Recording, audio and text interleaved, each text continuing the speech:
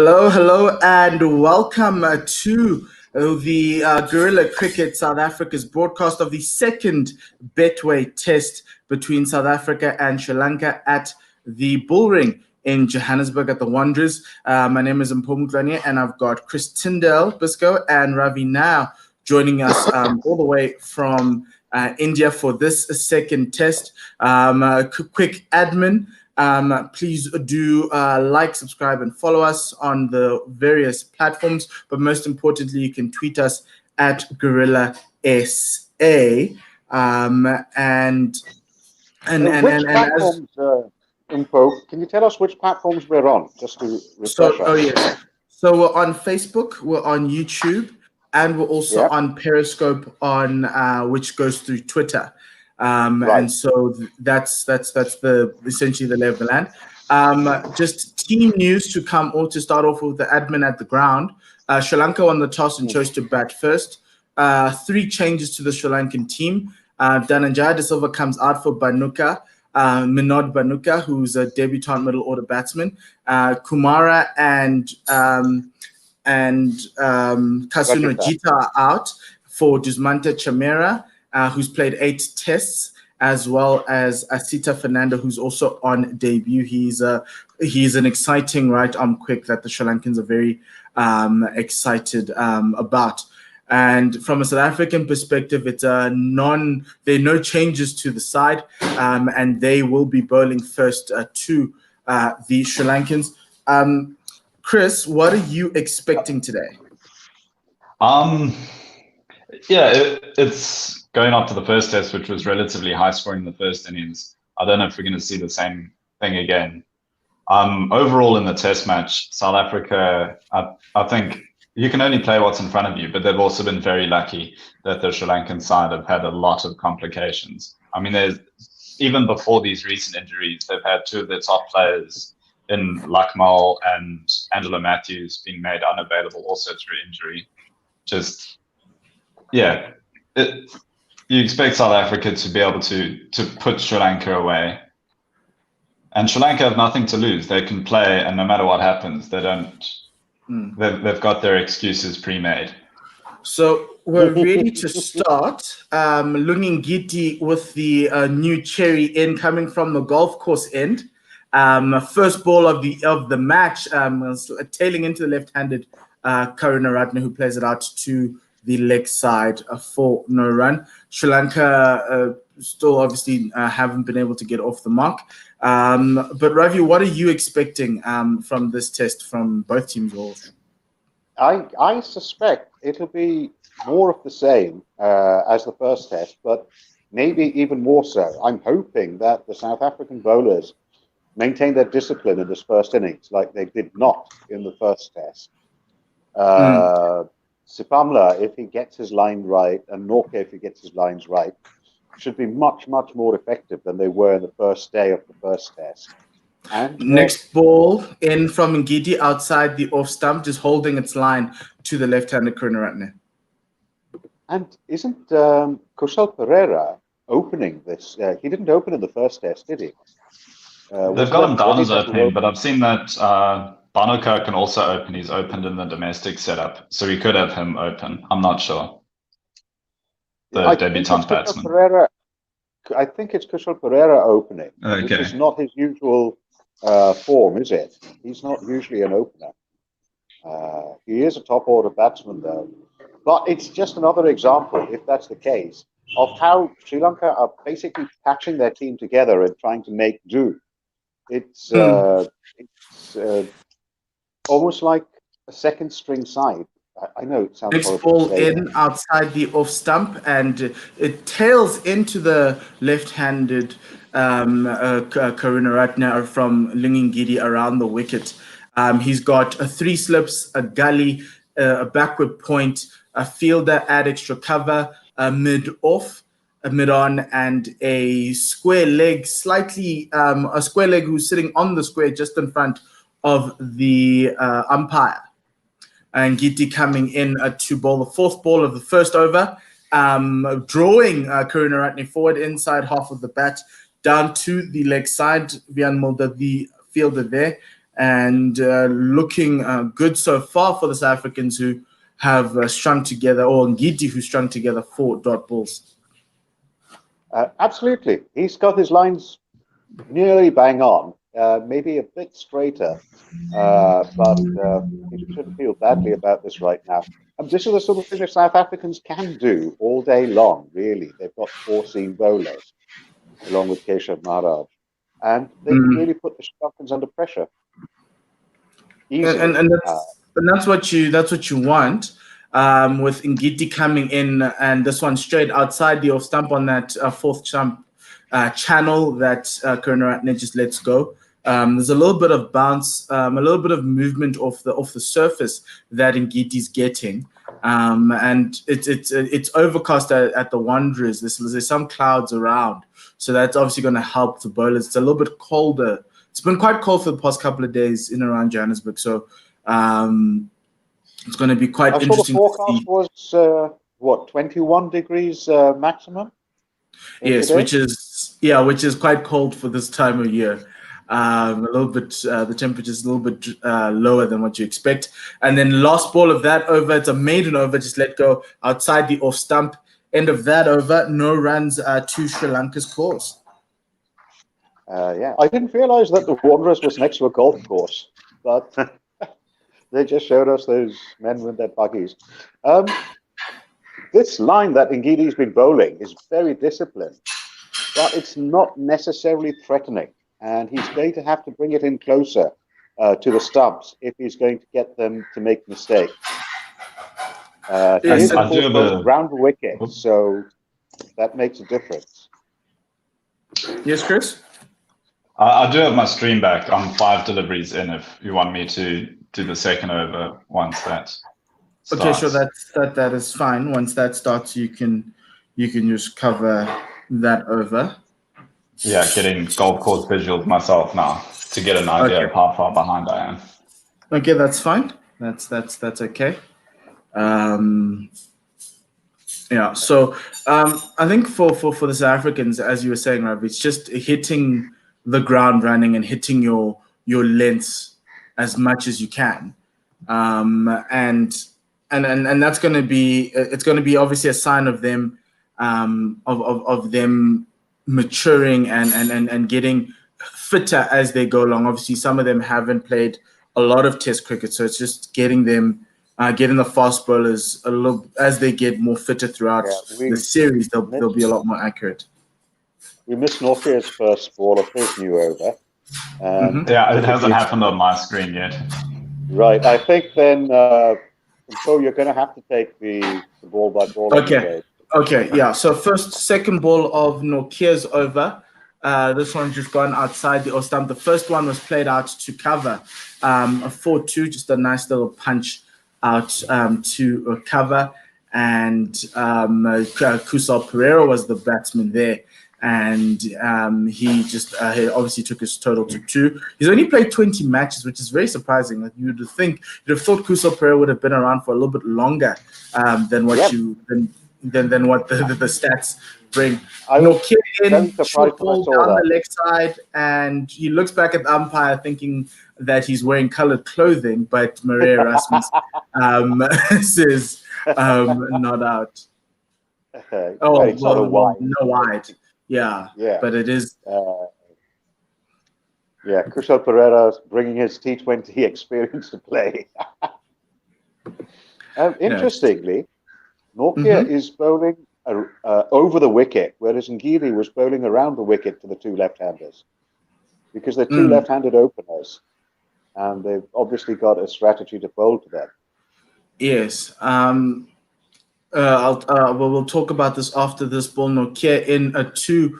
Kusal Pereira. This one a beautiful shape into the right-handed, the left-handed batsman, but it shaped a little bit further after it beat the bat, and it is no run. Quinton had to catch it going down the leg side. I think the rationale, the strategy with Kusal Pereira is that you don't want to give him a lot of room, so you coming over the wicket makes sense because your margin for errors is slightly larger. Whereas obviously with Karunaratne, you want the ball turning back into him. Oh, Next absolutely. I can ball, see that if that's the strategy. the next ball hitting, coming off a length, hitting Kusal Pereira in the rib area. I think he's got a chest guard there, and just coming off. I think the strategy with Nokia from South Africa would be for him to bowl as fast as possible and disrupt the batsman as much as he can. Yeah. Are you surprised that they didn't open the bowling with Sapamla or Mulder? Norke instead? I think everyone expected Nokia to start the last match. This one's wide and full, and Kusal Pereira lashes onto that for a 2 bounce, a 4 at extra cover. Really good shot there from the South Africans. Nokia's line still very wide. Chris, would That you have was very expected? wide. Would you have Chris's, expected I think, Luto to open? I Okay. Oh, think Chris we've is. lost Expected Chris. Pereira to open. I don't know, because I saw, or expect Nokia to open. Mm-hmm. I think we made the points in the previous game that Nokia, because he has that extra bit of pace, can still be effective with the older ball, whereas Sapamla may rely a bit more on the new ball. But we also saw that Sapamla wasn't quite able to capitalize in the first game. And yeah, they got a lot of criticism for that. So maybe give him a chance later down where most people thought that he would have bowled as the less experienced bowler. The thing is, I don't think Nortje moves the ball much, does he, in the air, which is what you want with the new ball. And Sapamla does get movement. So does Mulder, Yes, but of course. I think because of the obviously inexperience of the bowling lineup as Ngiti starts his second over, this one another wide line that Ravi's not going to be happy about to Karunaratne around the wicket. Yeah, but I do think because it's a of wasted the delivery, isn't it? It's so wide. It's a wasted delivery. You're wasting the new It ball. is, but you're also playing in the batsman's mind because the batsman so far hasn't felt the touch of the ball on the bat. So you keep it out there, and there'll be one that comes in and one that goes away, and you're trying to force the batsman into your half. And I think that's what Ngiti's trying to do with that line. It's a risky shot if he comes out there, but if he's gotten a lot of balls without any runs, as the next one, similar line, slightly closer, back to the keeper. No movement there off the deck. As in Ngidi, it's similarly to like a war of attrition, per se, as you would call it. Oh, you know, it's a. I absolutely agree with you on that, but I would have hoped that I mean, I'm not really criticizing Gidi after just 7 deliveries. What can you say, really? Good or bad? But and he's not given away a run, so how can you criticize him? But I'm saying he will need to bowl straighter at some stage. Yes, and that's the question. And this one is a little bit more, much more straighter on that fourth stump line, and it hit Karunaratne high on the bat and played out to the offside for no run. Sri Lanka 6 without loss. Coach Dave asked a question on Twitter. With the Lankans batting first, does that mean that they don't mind a bit of green on the track? Well, he's asked us all this question. What do you think, Chris? I don't know. It's a cliche, but it's bat first. And if it's a bit green, think about it and still bat first. I don't know. You want to get runs on the board. There's uncertainty in the side. This one inducing the drive from Karunaratne. Beautiful ball from Lingit that held its line. Karunaratne coming through in forward and just missing it by a whisker. The South Africans thought they were in the money there. Oh, yeah, that was very close. And now I am synced up with the live SABC, so it's all working well. Okay. And trying to gather insights from Quinton de Kock's interview as to whether you should bat or ball first isn't especially useful either. He's saying that he didn't really know. Yes. Quinton de Kock is value for money on an interview if you want to see a man looking as if he's standing naked in front of an audience. But bless him, Next ball in, this one just outside that off stump line, slightly wider than the previous ball. That Karunaratne realizes that rush to the blood, that rush of blood to the head is no longer required, and he shoulders arms to that ball. That is Sri Lanka still 6 without loss. Yes, Ravi? Diana Patterson, Mrs. Shandy, mentions a problem she's having. She writes to Guerrilla Cricket, the original, and to us. Although I am female, I really find it hard to listen to 2 cricket matches at the same time. I do wish the cricket gods could sort this out, because I think Guerrilla Cricket are live right now as well, with maybe Big Bash. Mm-hmm. Next ball in, another wide line. So you can see what Lungi's trying to do. He's bowling it 5th, 6th stump line, and then he's trying to come in throughout the over to try and bring the batsman in. If you starve the batsman of enough balls to hit, the one that comes in might just be the one that gets the edge. So that's another maiden over from Ngiti to end that 3rd over. We have a comment on YouTube saying from Bailey Sports, we need to get Pereira out early. He can really hurt us like he did in that last tour. Karunaratne is a class player, probably the best player over the last 2 years.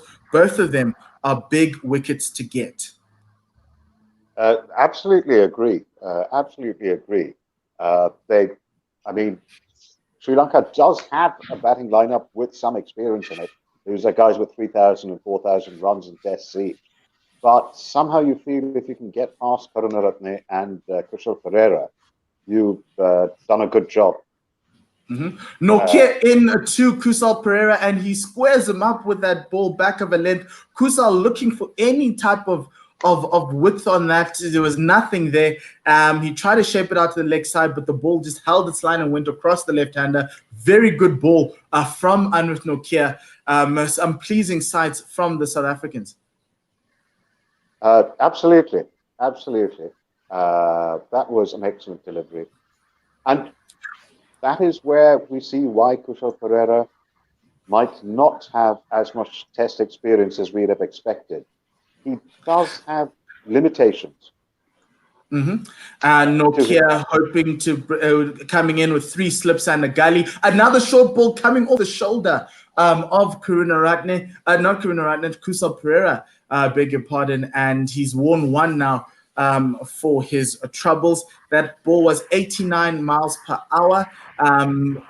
Nokia hitting those high 140s already with that with his in his new spell. Nokia is actually quicker. Yeah. Sorry, I was going to say, you're talking about Pereira not having open much. He's batted every position from 1 to 8, but never more than 5 matches in any one position. So they've really been moving him around in the order. Yeah. Well, with his, they must have just asked him, can you open today because Rajitha's not around or whatever. This ball inducing the inside edge going through the legs there of Kusal Pereira. Just lucky for him because he didn't know anything after the ball hit the bat. Lucky for him, that ball just squirted out past the leg stump, therefore no run. Yeah. Nokia is really showing up Kusal Pereira's lack of technical ability in some areas right now.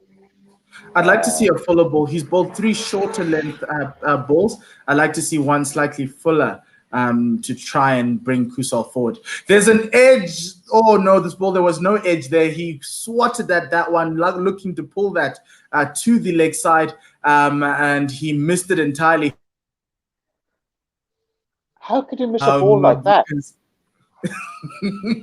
You're a test match player. You're an international class batsman. You've scored one of the greatest centuries of all time. And he just missed it completely. And you open the test with that. But that's the pace that Nokia gives you. He probably thought that was a ball to hit. But obviously Nokia with that extra lick of pace just causing a little bit of trouble. Another lovely ball outside the off stump. Kusal Pereira looking to play at that. He's slightly tentative there on his toes, but no edge likely for him. But great set of balls from Anwith Nokia this over. Oh, absolutely. He's made Kusal Pereira begin to think about his batting. That last delivery, he literally left it alone at the last minute, thinking, I don't know how to play this safely. So he let it go. And Kusal Pereira is a batsman who bats on confidence, on his ability to feel that I can get away with this. We talked about it And we last get time. an edge off of Kusal's bat finally, but this one rolls safely out to the fielder at Galley. That's Aiden Markram. And that's the end of that over. This is the second maiden in a row, third in the inning, something South Africa didn't do at Centurion. And now this is how you build pressure. This is how you set up a test match bowling innings. Oh, absolutely. Though I'm much more impressed with the second over of Nortje's than, say, the second over of Ngidi's, where I still think he wasted some deliveries. Chris, can you take ball by ball from now? And let's do it from that way. Cool. It's probably just about a second behind what you were doing, so it'll be a little bit easier as we see Ngidi right arm around the wicket into Karunaratne, and it's left alone for no run. Another dot delivery. Yes, that ball from Ngidi died a little bit there. It also moved up the seam a hell of a lot, didn't it? Mm-hmm. I think we've seen a lot of that nice pronounced seam on this ball, and we've got a lot of in movement. But you remember in the first test, Karunaratne got out to balls jagging back to him. The first one, he inside edged onto leg stump, and the next one, he just missed the ball that was spearing into his off stump. So there's that thing that the South Africans are trying to expose. As we see Ngidi coming against the right arm round, this one's a fullish delivery just outside off stump, and it's hit into the onside again for no run. But a better line from Ngidi, I think. It's forcing the batsman to play. Yeah. Which is useful.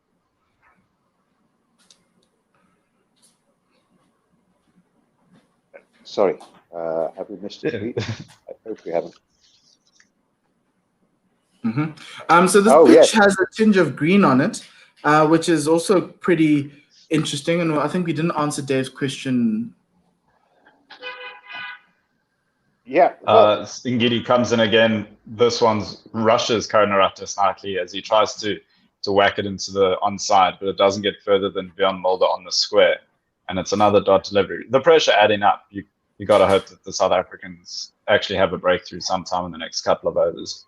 Mm-hmm. Yes, so I think from a winning the toss perspective, I think if you're the South Africans, you would have also, because Quinton said they were discussing whether to bowl first or bat first, but I think the sensible one would have been to bat first because you don't want to bat last at the Wanderers.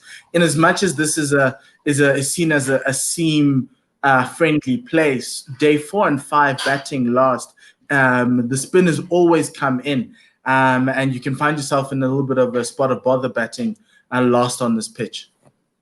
Absolutely. As Ngidi's in again, this one's on a sort of 4th and a half stump line, and it's just left alone as it swings in past Karunaratne for no run. Robbie the heavy roller ready said last over, Unrick is bowling at 145 kph, waiting for him to crank it up to the 150s. Yeah, maybe, or maybe not, because his 145 that he's been bowling at has been pretty sharp and has been giving the Sri Lankans plenty of problems already. So I don't even know if he needs to push himself into the 150s, but it would be fun to watch. We obviously saw him bowl. Sorry. Coach Dave says the South African opening pair looking a little more settled than they did at Super Sport Park. Absolutely. Ngidi and Nortje have really looked the business this time. Penultimate delivery from Ngidi here. This one's just on off stump and it's defended up the pitch for no run. It's been very good so far. Ngiti's one ball away from his from completing his third over, and he hasn't gone for any runs. Karunaratne having faced 17 balls for no runs. The pressure, obviously, it is a test match, so time will. Karunaratne has all the time in the world, but you also want to feel to get off the mark. That's still that pressure, and the South Africans are keeping it really on a knife edge for him. Yeah, absolutely. Robbie the heavy roller ready asks, so how many days is South Africa going to win the game, folks? I reckon it will be in 3.5 days. it says. And the last Ngidi delivery is just left alone outside off stump. So that is Ngidi's third maiden of the match. So We've only got had some one over that's gone for runs. Got some comments here on YouTube. Remember, you can watch us on YouTube, on Facebook, as well as on Gorilla Essays page on Twitter. There's a tweet there that has the visuals for what you see on the screen. But obviously, we are a radio station. Mayura Priyanath, who was a fan, one of our number one fans in the last test, he says, "Happy New Year, gentlemen." So happy New Year to you too, Mayura. Yeah, to you too. Happy birthday, Mayura. Happy New Year, really. Sorry. Yes. Yeah, no runs off the first delivery of Norke's third over. Yeah, still keeping with that short line there, the short length actually, to Kusal, just tucking him up, which is the next comment that I'll be reading from YouTube. Bailey says, Pereira is a player who likes width. We need to tuck him up and just be on that off stump, so he tends to square himself up. He will get nicked. I'm calling it now. It's a very good point. That is a very good point. He's been looking very uncomfortable against Norke ever since that first over where he got a 4 and a 2. The second one is a little bit wider, and Pereira takes advantage of that width, gets on the back foot and cuts it into the offside all the way to that boundary for 4 runs. Sri Lanka 10 for no loss after 5.2. So I think if you're going to bowl it short, the margin for error from a line perspective is a little bit smaller. And this one was coming across him on a fourth stump line. Had the ball been fuller, it probably would have bothered Kusal Pereira a lot more. But because it was short, it was easy for him to just throw his hands at it. And a very good shot. Yeah. And looking at the 2021 maiden standings, Lungi Ngidi sitting third overall behind Jamison, who's got 8 maidens, and Tim Southey, who's got 7 so far this year, obviously, in a match that was earlier today. As we see Norke in again, and this one again, this one strays slightly down the leg side as Pereira just dabs it to the close onside fielder, and there's no run there. Chris, you've got a mention from Robbie the Heavy Roller ready. He says, I certainly hope your employer is sponsoring us with a ton of pizzas for our efforts in the commentary box today. I've served my last shift at the pizza restaurant now, so I don't know how many free pizzas I'll be getting. Oh, what a pity. But I can go put on my staff work shirts and see if that'll give them some free pizzas. And then just... Yeah. So, sorry. This ball. Yeah, a single off the fourth delivery of that Norkeo over as Pereira just guides it off the square. This will be good for Pereira to actually get down the other side of the wicket. I think he must be tired of facing Nokia.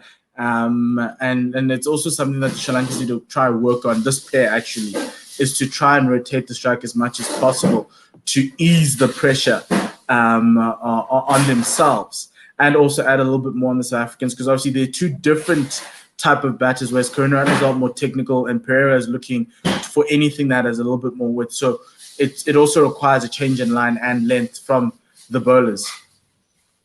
Let's see how Karunaratne deals with Nokia. Yeah, Nokia comes in for the penultimate delivery. This one to Karunaratne. He's coming in over the wickets, and it just swings in towards that off stump and is defended into the offside for no run. Coach Dave asked, something that I would love to hear is your thoughts on SA restructuring their domestic setup to 15 teams in a 2-tier setup. Umpo, your thoughts? Yes. Well, we'll talk about that at the end of the over after this ball. Yeah, final delivery from Nokia. This one just goes past that outside edge of Karunaratne. He didn't get anything on it. And so at the end of 6 overs, Sri Lanka 11 for no loss. Nokia has conceded all 11 of those runs. Karunaratne on 0, Pereira on 11. So South Africa brought this up last year. CSA brought this up last year in a way to save money. So South Africa currently have a franchise system with 6 teams, and they have a semi-professional league just below the franchise system that feeds up into the franchise system of 13 provinces. 13 to 13 provinces, right? That's about 290 players in the system who are getting some sort of making a living out of cricket. And obviously below that, you've got club cricket. Lungi Ngili's just gone off the field, and Cyril Irvia is the replacement fielder as we see Luto Sapamla come into the attack. Ah.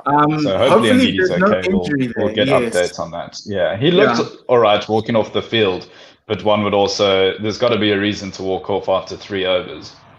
Yeah, and that's something I would think we need to watch. And we've got our man Dave at the Wanderers, who's going to give us updates should anything come through as Sapamla begins his over. Indeed, Coach Dave. Yeah, Sapamla coming in, right arm over to the left-handed Pereira. This one slightly short and down leg. Pereira tries to pull it, but doesn't get anywhere near it, and it goes straight through to the cock for a dot.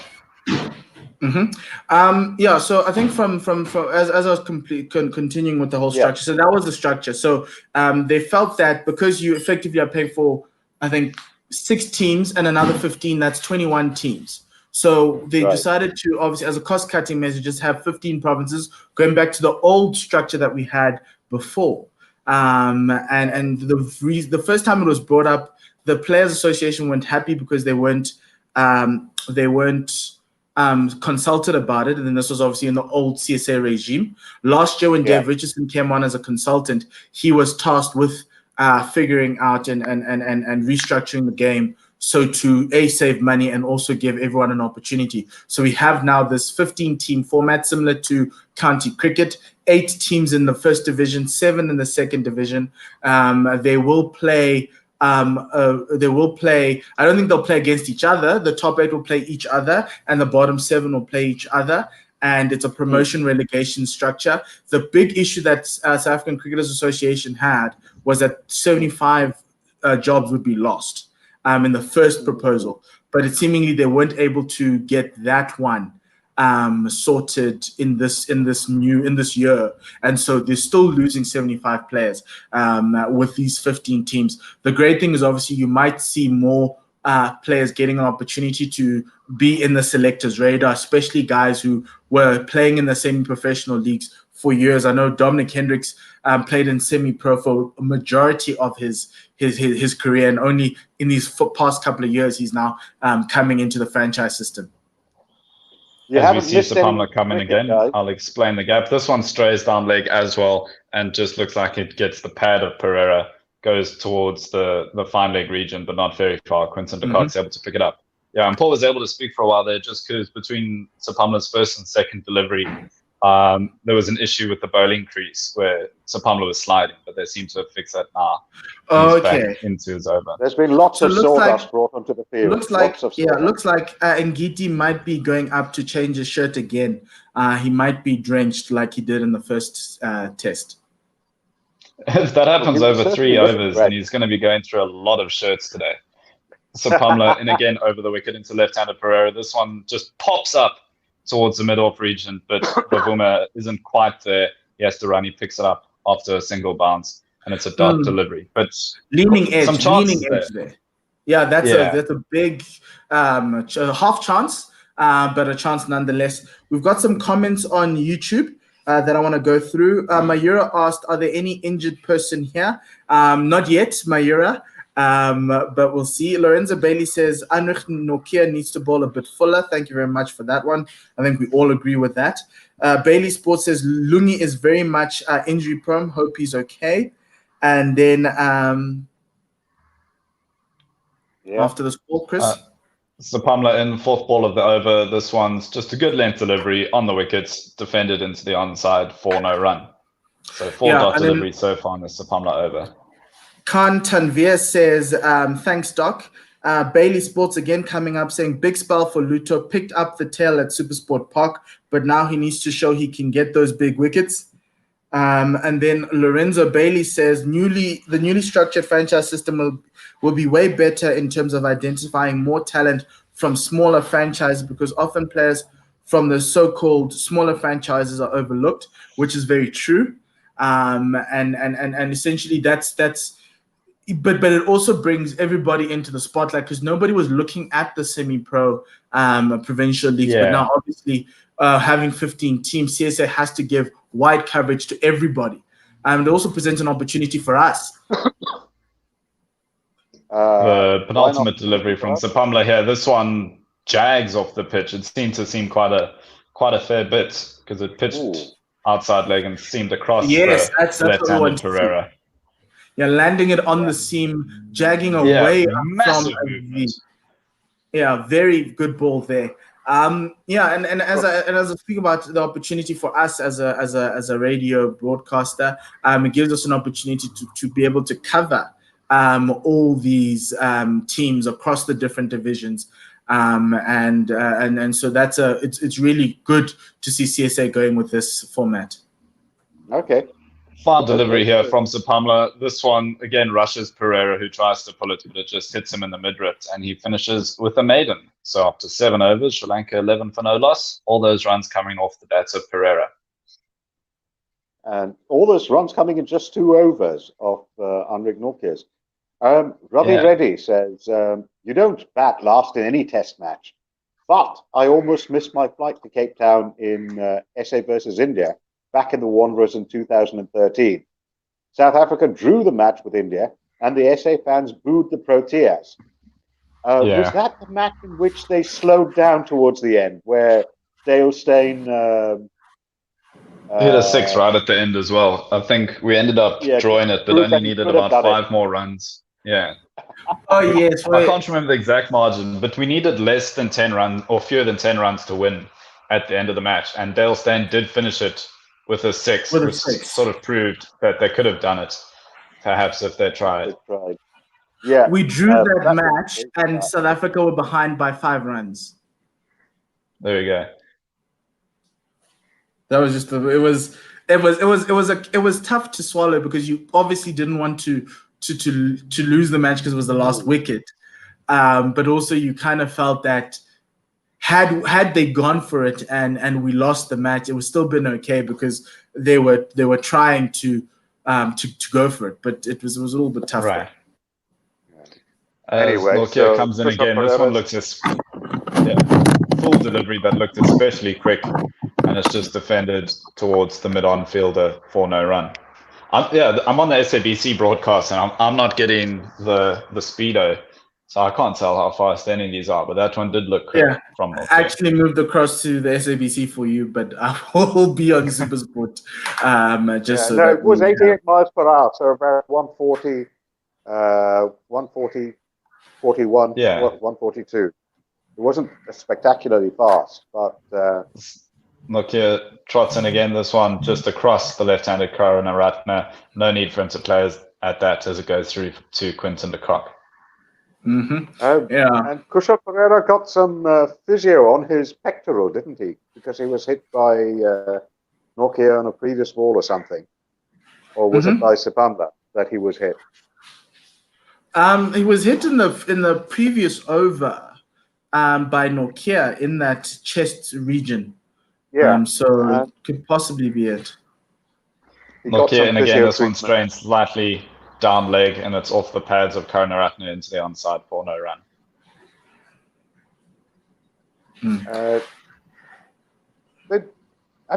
What are the Sri Lankans doing usually? The subcontinental batsmen are bloody brilliant at working it off their legs into the onside. But here, they seem to have no clue as to what's going on. They just let it hit their pads. A few of the deliveries have seemed to rush them, where Pereira was just a fraction of a second late on a couple of them, and Karunaratne the same. This one, he does manage to work off his pads as it's running down to the fine leg region. It looks like they'll settle for just a single there, and Karunaratne is finally off the mark off his 23rd delivery. Yeah, Nokia's accuracy. 24th, in fact. Oh, yes. Coach Dave says that the physio came on because in that last ball of Sapamla's over, that was when Pereira got hit. Luto inflicting damage on everybody.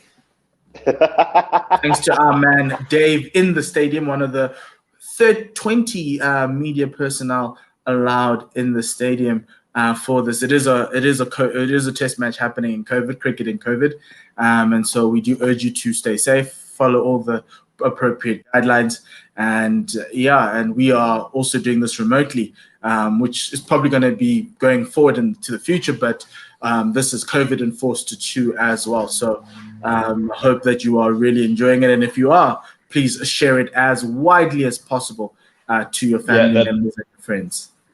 The fifth Nortje delivery was just an in-swinging delivery on the stumps, which was defended away for no run. As we see, the final delivery here is a foolish one, slightly wide, and Pereira just dispatches that towards the offside boundary for 4 runs. Yeah, that was just a 16 for no loss after 8. And Nortje is the only ODI bowler, I guess. We were talking about ODI run rates in the last game. Nortje going at 4 runs and over. No one else has conceded a run yet. And here's the thing about Nortje. If you look at that shot from Kusal, he doesn't need a lot of foot movement. He's playing this just off with his eyes, no mechanics required. He just needs to. It's literally see ball, hit ball if it's in his half, and that was just too full and wide, and it was in his slot. It deserved. It was in the slot for him. He didn't need to move his feet at all for that. It was just, and don't forget, Karunaratne has scored just 1 single so far in this 24 deliveries, and Pereira has scored 15 in his 24. There's an interesting thing that I'm noticing, obviously, with all the sawdust being put up. It just shows that maybe the surface at the Wanderers isn't as hard as the bowl as the groundsman would expect, because there has been rain around in Johannesburg, so it might actually get better to bat as it hardens in the next couple of days. So batting second on this pitch might be something of a good thing for the South Africans. So Pamela's changed around the wicket. This one's a wideish delivery to Karunaratne, which is hit quite hard, but doesn't get further than the man on the ring on the offside, and there's no run there. It's not as though South Africa need any further advantages in this test, info, that they're going to be batting in better conditions as well. Really.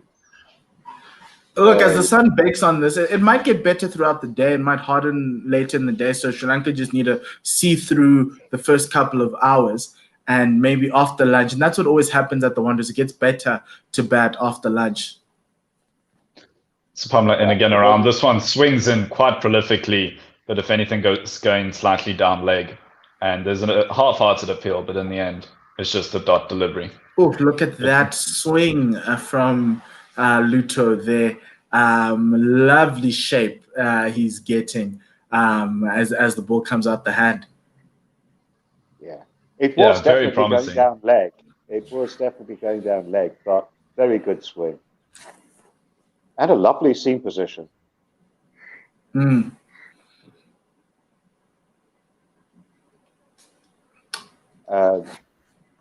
Pamela's third delivery here. Yeah. This one very similar to the previous one in terms of swing. It's slightly fuller and more on the wickets. It does rush Karunaratne, but in the end, it's just another dot delivery. And it looks like Karunaratne may have hurt himself there doing some squats after that delivery. Anytime one of the Sri Lankans is hurt, I feel not another one, for goodness sakes. But Sipamla is bowling much better than he did in the first day of the first test. Oh, he hasn't conceded a run. The other one conceding the run is the enforcer on the other end. Absolutely. But having said which, I don't mind Nortje's giving away these runs because he's also troubled the batsman. So Pamela in again, this one just on the wickets, and there's no run again. What I'd like for Luto is probably 1 ball to straighten. So far, 4 balls have come into the left-handed Karunaratne. If he can get one to straighten, he's gotten that off stump or that edge. And that's what Ngidi did at Centurion in that second innings to Karunaratne. He had a lot of balls coming in, and for Ngidi, he just adjusted his line, and the 1 ball that straightened took the outside of off stump, and that was the end of Karunaratne at Centurion. But would you expect fifth delivery of Sir Pamela's Second over, this one gets a thick outside edge from Karunaratne. It runs down the offside. I think it's picked up by Maharaj in the end, and there's a single. So Karunaratne moves on to 2. Sapamla concedes his first runs, and Sri Lanka 17 for no loss after 8.5. Yeah. Yes, Ravi, you had a point there? Yeah, I was saying that if you're a fast bowler and you're getting such swing, would you even want to try to bowl a crossing delivery that doesn't swing that straight? Just when there's that gorgeous, juicy swing to play with, why would you give up on it? You'd feel like a fool. It would be clever, but the final Sapamla delivery is just guided down to the man at fine leg. So we can see the South African. They got a single off that one as well. So we can see the South African plans to Karunaratne and Kusal Pereira. You come right arm over to Kusal to try and cramp him for room, and around the wicket to Karunaratne. But to answer your point there, Ravi, as much as beautiful as it looks, you can bowl 5 of those. I just want 1 of the 6 to just be a cross seam straight. I'm saying that's not the point. So would I. But how are you going to get a fast bowler to give up on this beautiful swing? How are you going to get him to even consider it? We see Mark Boucher looking at the videos with the video Prasanna, the video man of the protest team. Another very quick-looking delivery from Nortje there into Pereira, who gets nowhere near it, and it rushes through to Quinton de Kock. That one looked especially threatening. That looked so close to the edge. Yeah, just spiked off the pitches, a bit of a scrambled seam delivery, or the cross seam delivery, and yeah, missed the outside edge by a couple of millimeters. Coach Dave says Nortje is likely similar to Brett Lee. He will either blitz a team with pace, but doesn't bamboozle with skill. Will work well with a McGrath-type bowling partner. Sorry. This one a little bit fuller from Nortje, and it's dabbed away into the offside as they run through for a single. Pereira onto 17, Sri Lanka onto 19. And Dr. Dan Diapa sends us a lovely sketch of Nortje to Pereira. I've retweeted it. I don't know if it's coming to you. I think I've seen it. It's a lovely. He's a really great artist. So yeah. And Dave Midgley agrees with us, Coach Dave. He says wonderful first over by Luka Sapamla, making the most of the conditions. Okay, and again, another full delivery to Karunaratne, another thick outside edge, which goes to the point region for no run. Yeah. Look, I think so far it's a good start for Sri Lanka, surviving the first 10 overs. And that's essentially what Karunaratne was trying to get at. He spoke about the nervousness of opening the batting, and obviously as a result, the runs haven't been great on his side for past the last few innings. And he was speaking about surviving the first 10 to 15 overs and then building from that to try and give Sri Lanka the best possible start. Full delivery on the wickets from Nortje and another dot. Ironically, so far this over, the most threatening one is the short delivery, and all the fuller ones have been put away a bit more easily. Yeah, and so I think for him, he's also obviously captaining the side, and obviously the runs are not coming through, and the injuries that are happening. He needs to play a massive role for the Sri Lankan team. Well, as you yourself and again, this one spikes off the bats of Karunaratne, and I think it's gone through to Quinton de Kock, and that's the first wicket of the second test. That's it. Extra bounce, as I was talking about. Off the shoulder of the bat and straight to de Kock. Brilliant. Yeah, following up some full deliveries with the short one. Use it as the variation ball. It's very similar to the first delivery of the over in the way that it was a scramble seam delivery that just spiked up off the pitch. But this one actually did get the edge. And Quinton de Kock's good enough to hold on to that. And that's a good thing, because Makaya, it was the handle. It was the handle. So Makaya was talking about bowling at the Wanderers, and he was saying that as a fast bowler, you love bowling at the Wanderers because you can get away with a lot of things because of the extra bounce.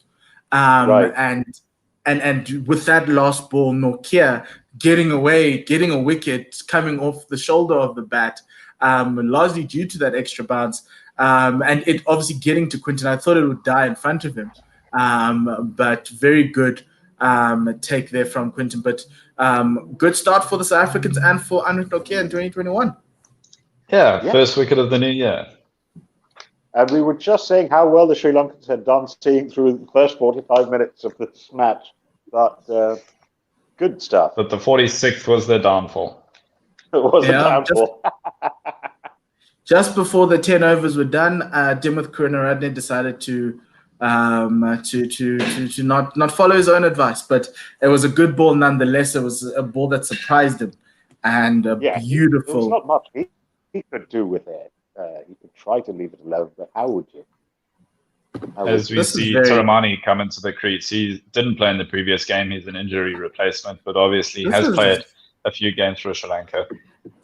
This is odd. The scorecards that SuperSport provided, because did Lahiri Taramani play in the first test? No, he didn't. No, he didn't. He didn't. Yeah, so the scorecard that was provided by Sri Lanka to SuperSport didn't have Lahiri Taramani there.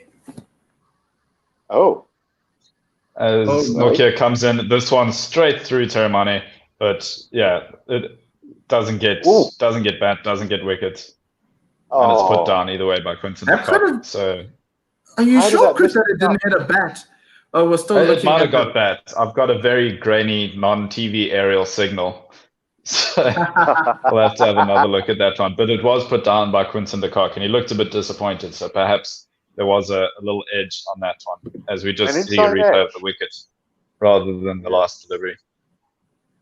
Yeah, we should see the last delivery because that was very interesting.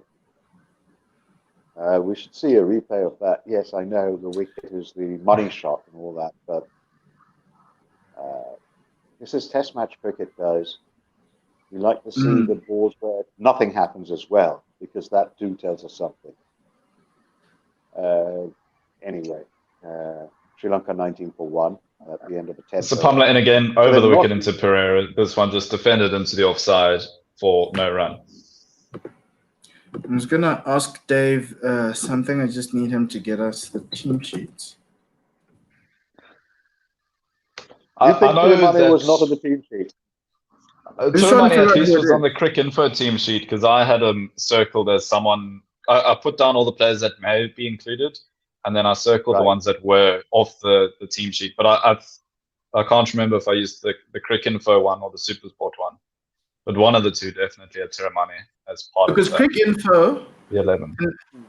Sapamla in again, this one short and slightly wide, and it is put away by Pereira, who pulls it to the square leg boundary for 4. He moves on to 21. Sapamla concedes 4 there. So to our listeners, so the SuperSport score team sheet does not have Lahiri Taramani on, right? But it does have Wanindu Hasaranga on. But then on Info, you've got Lahiri Taramani in, and you do not have Hasaranga in the thing. So that's where the confusion is stemming out of, which is why we were all surprised to see Lahiri Taramani walk out onto the pitch. There's no substitutions yet. There's no concussion subs or anything. If you think of I didn't think that Hasaranga had been Hasaranga hadn't been invalidated out, had he? He wasn't out an injury. I don't think it was confirmed. As Sapamla stray slightly down leg again. This one hitting Pereira in the rear, dribbles down to the fine leg region, and they go through for a single. For 2 in the end. Yeah. The 3 injury replacements were Rajitha, De Silva, and Kumara. Yeah. Hasaranga was supposed to be in the team. I'm sure this morning they said so. Yes, well, that's essentially what was said in the broadcast. But it looks like it's different because Taramani's not in, so someone else is out. Hasaranga. Hasaranga, clearly. But why? Because they didn't think that they would need a spinner at the Wanderers. Maybe. Because Shanaka bowls seam. Yeah. Oh, Yeah, wait, Shamira's Hasaranga seam. is there. Sorry, Hasaranga is there. He is PWH De Silva. So we just need to check who actually is out. Did Oshada Fernando play in the last game? Because he's not playing this one. Rajita's not playing this game. Yeah. Dan and Jaya De Silva Fernando? not playing. Chandamal. We've got both Fernandos, I think, in terms of we've got Vishwa and Asita Fernando, The debutant. but not Oshada Fernando. Yeah. I'm just going back. This delivery. But Fernando didn't play in the last game either. Asita didn't. Yeah, and Vishwa did, but yes, the person who is not in the team list is Dinesh Chandimal. Right. So everything is sorted out. Tim, the cricket guy, letting us know that Chandimal is out. Yes, and Dave confirming. Yes. Right. He had the groin injury in the last test. So Pamela's final delivery of a slightly expensive over, 10 runs in the end, but the final delivery is left alone, and so that's a dot. So after 11 overs, Sri Lanka 29 for 1. Pereira scoring almost all of the runs on 27 of 33 deliveries. Wow. And Kushal Pereira, is he an opener? Or well, you've told us that he has. Yeah, he's opened a few times. Yeah. But I think the day he scored. I think the day he scored that 100 and that mammoth 150, he was batting at number 5. He scored 153 at number 5. Yeah, and he's got another 100 at number 3. This is, I think, his 11th innings opening the batting. In 20 tests, we see Nokia into Teramani, just a full length delivery on off stump, defended into the offside for no run. Yes, Ravi will be pleased to know that the South Africans are using 4 slips now to Lahiri.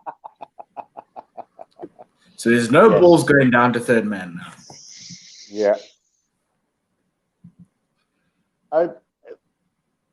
I don't see why you should have slipped down a third man. It's a waste of fielders, I believe. This one just on the wickets of Teramani, and he guides it into the onside for a well-played 4. So Sri Lanka 33 for 1. Nokia has conceded 21 so far, but he has taken the wicket. So here's the thing. You've got 4 slips and you bowl it down leg side. Come on. Well, yeah, that's what Nokia has been doing.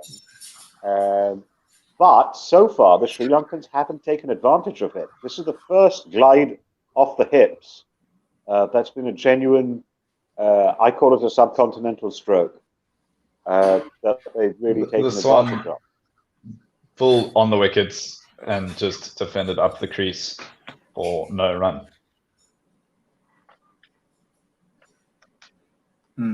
Much better ball there from Nokia, top of off, and getting the batsman to defend that back to him. So that's what you want. You want to square the batsman up and get him with the one that rises a little bit more. I was wondering, is Thiamani walking across his stump, Steve Smith style, or Graham Smith style? Good delivery there from Nokia. There's an LBW appeal. Umpire Maria Erasmus isn't interested at all. We'll have to have another look at that one, perhaps. And this time, Quinton's not even interested as well. He's been a serial reviewer in his first test. Maybe it's just the first test jitters. A kid at Christmas with his new toy, just playing with it a lot. But this time, perhaps a bit high. That's the most obvious thing. And pitching outside leg. Pitching outside leg as well. As we may see we'll wait a little bit for the replay with all the angles and telling us exactly where it pitched. But Quinton de Kock himself gesturing that it's probably a little bit high there. Yeah. As we've Is seen this Nokia coming again, and this one moves away from the left-handed Tiramani for no run. your last Okay. over, guys? In Yes, this it session? is. This will be our last over, and we'll be handing over to Simon, Otto, and Me. Ravi. Yes, I'm so still here. yes, so that'll be, as you can see this time, Ravi, Simon gave us the first go, so he's not trying to hide you from me. Yeah, this time he must have realized after I complained last time. I want them both. Final I want delivery them from both. Anrach Nokia. This one spikes a little bit and it's just defended into the side for no run.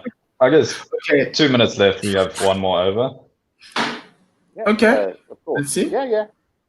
If the South Africans work well with their over rate, but they're still behind. They're supposed to do about 15, but they're probably going to manage 13 in this first one.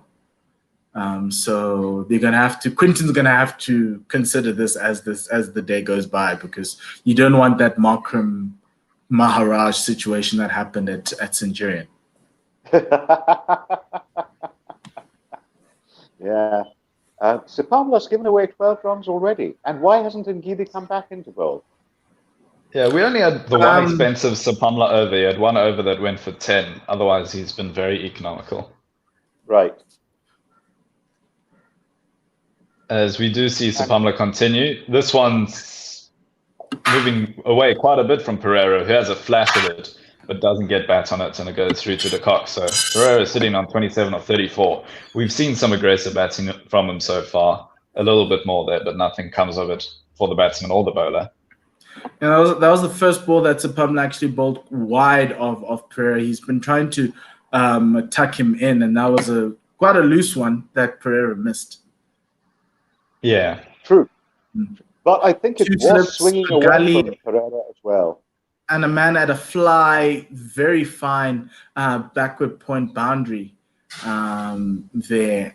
And again, Pereira has a bit of a flash at this. This time he tries to pull it into the onside, but again, doesn't get anywhere near it. And so that's another dot for Sapamla. He looks like a bloody tailender batting at the end of a T20. Trying to swing at everything and missing. What is he doing? But without him, they'd be on 6. So it's True. been effective so far, I guess, even if he's been a little bit lucky. Yeah, and Ravi the heavy roller ready says, if pizza was a common currency, the world will be a happier place, Christian Dale. He's obviously, he wants pizza from you. He's on later on. Oh, no, I think he is in Cape Town at the moment, Ravi Reddy, but not that near where I am. As the third delivery from Sapamla is a foolish delivery. Pereira does get bat on it as he drives it to a fielder in the covers, and that's another dot. Oh, you're making noises. Oh, sorry. I do apologize. Just wanted to warn you. It sounded as though you were sharpening an axe or something. So we were worried for your state of mental health. Dave says Ngidi's back on the park right now, so hopefully everything is in working order. So it can't have been just for his shirt then.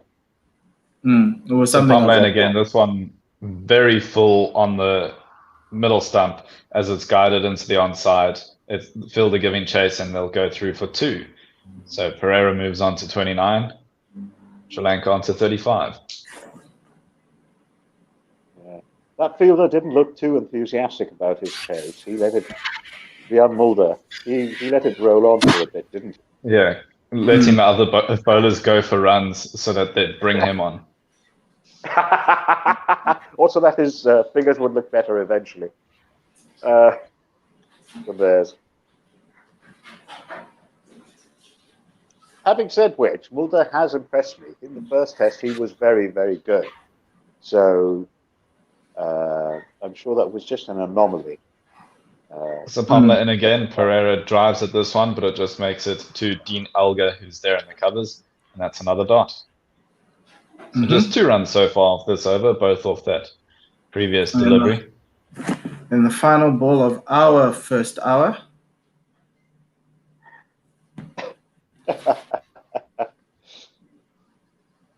Yeah. Coach Dave suggesting Gidi is back in the part after having done extra squats for me. Or for Ravi Reddy, who knows? With 2 Ravis, you never know.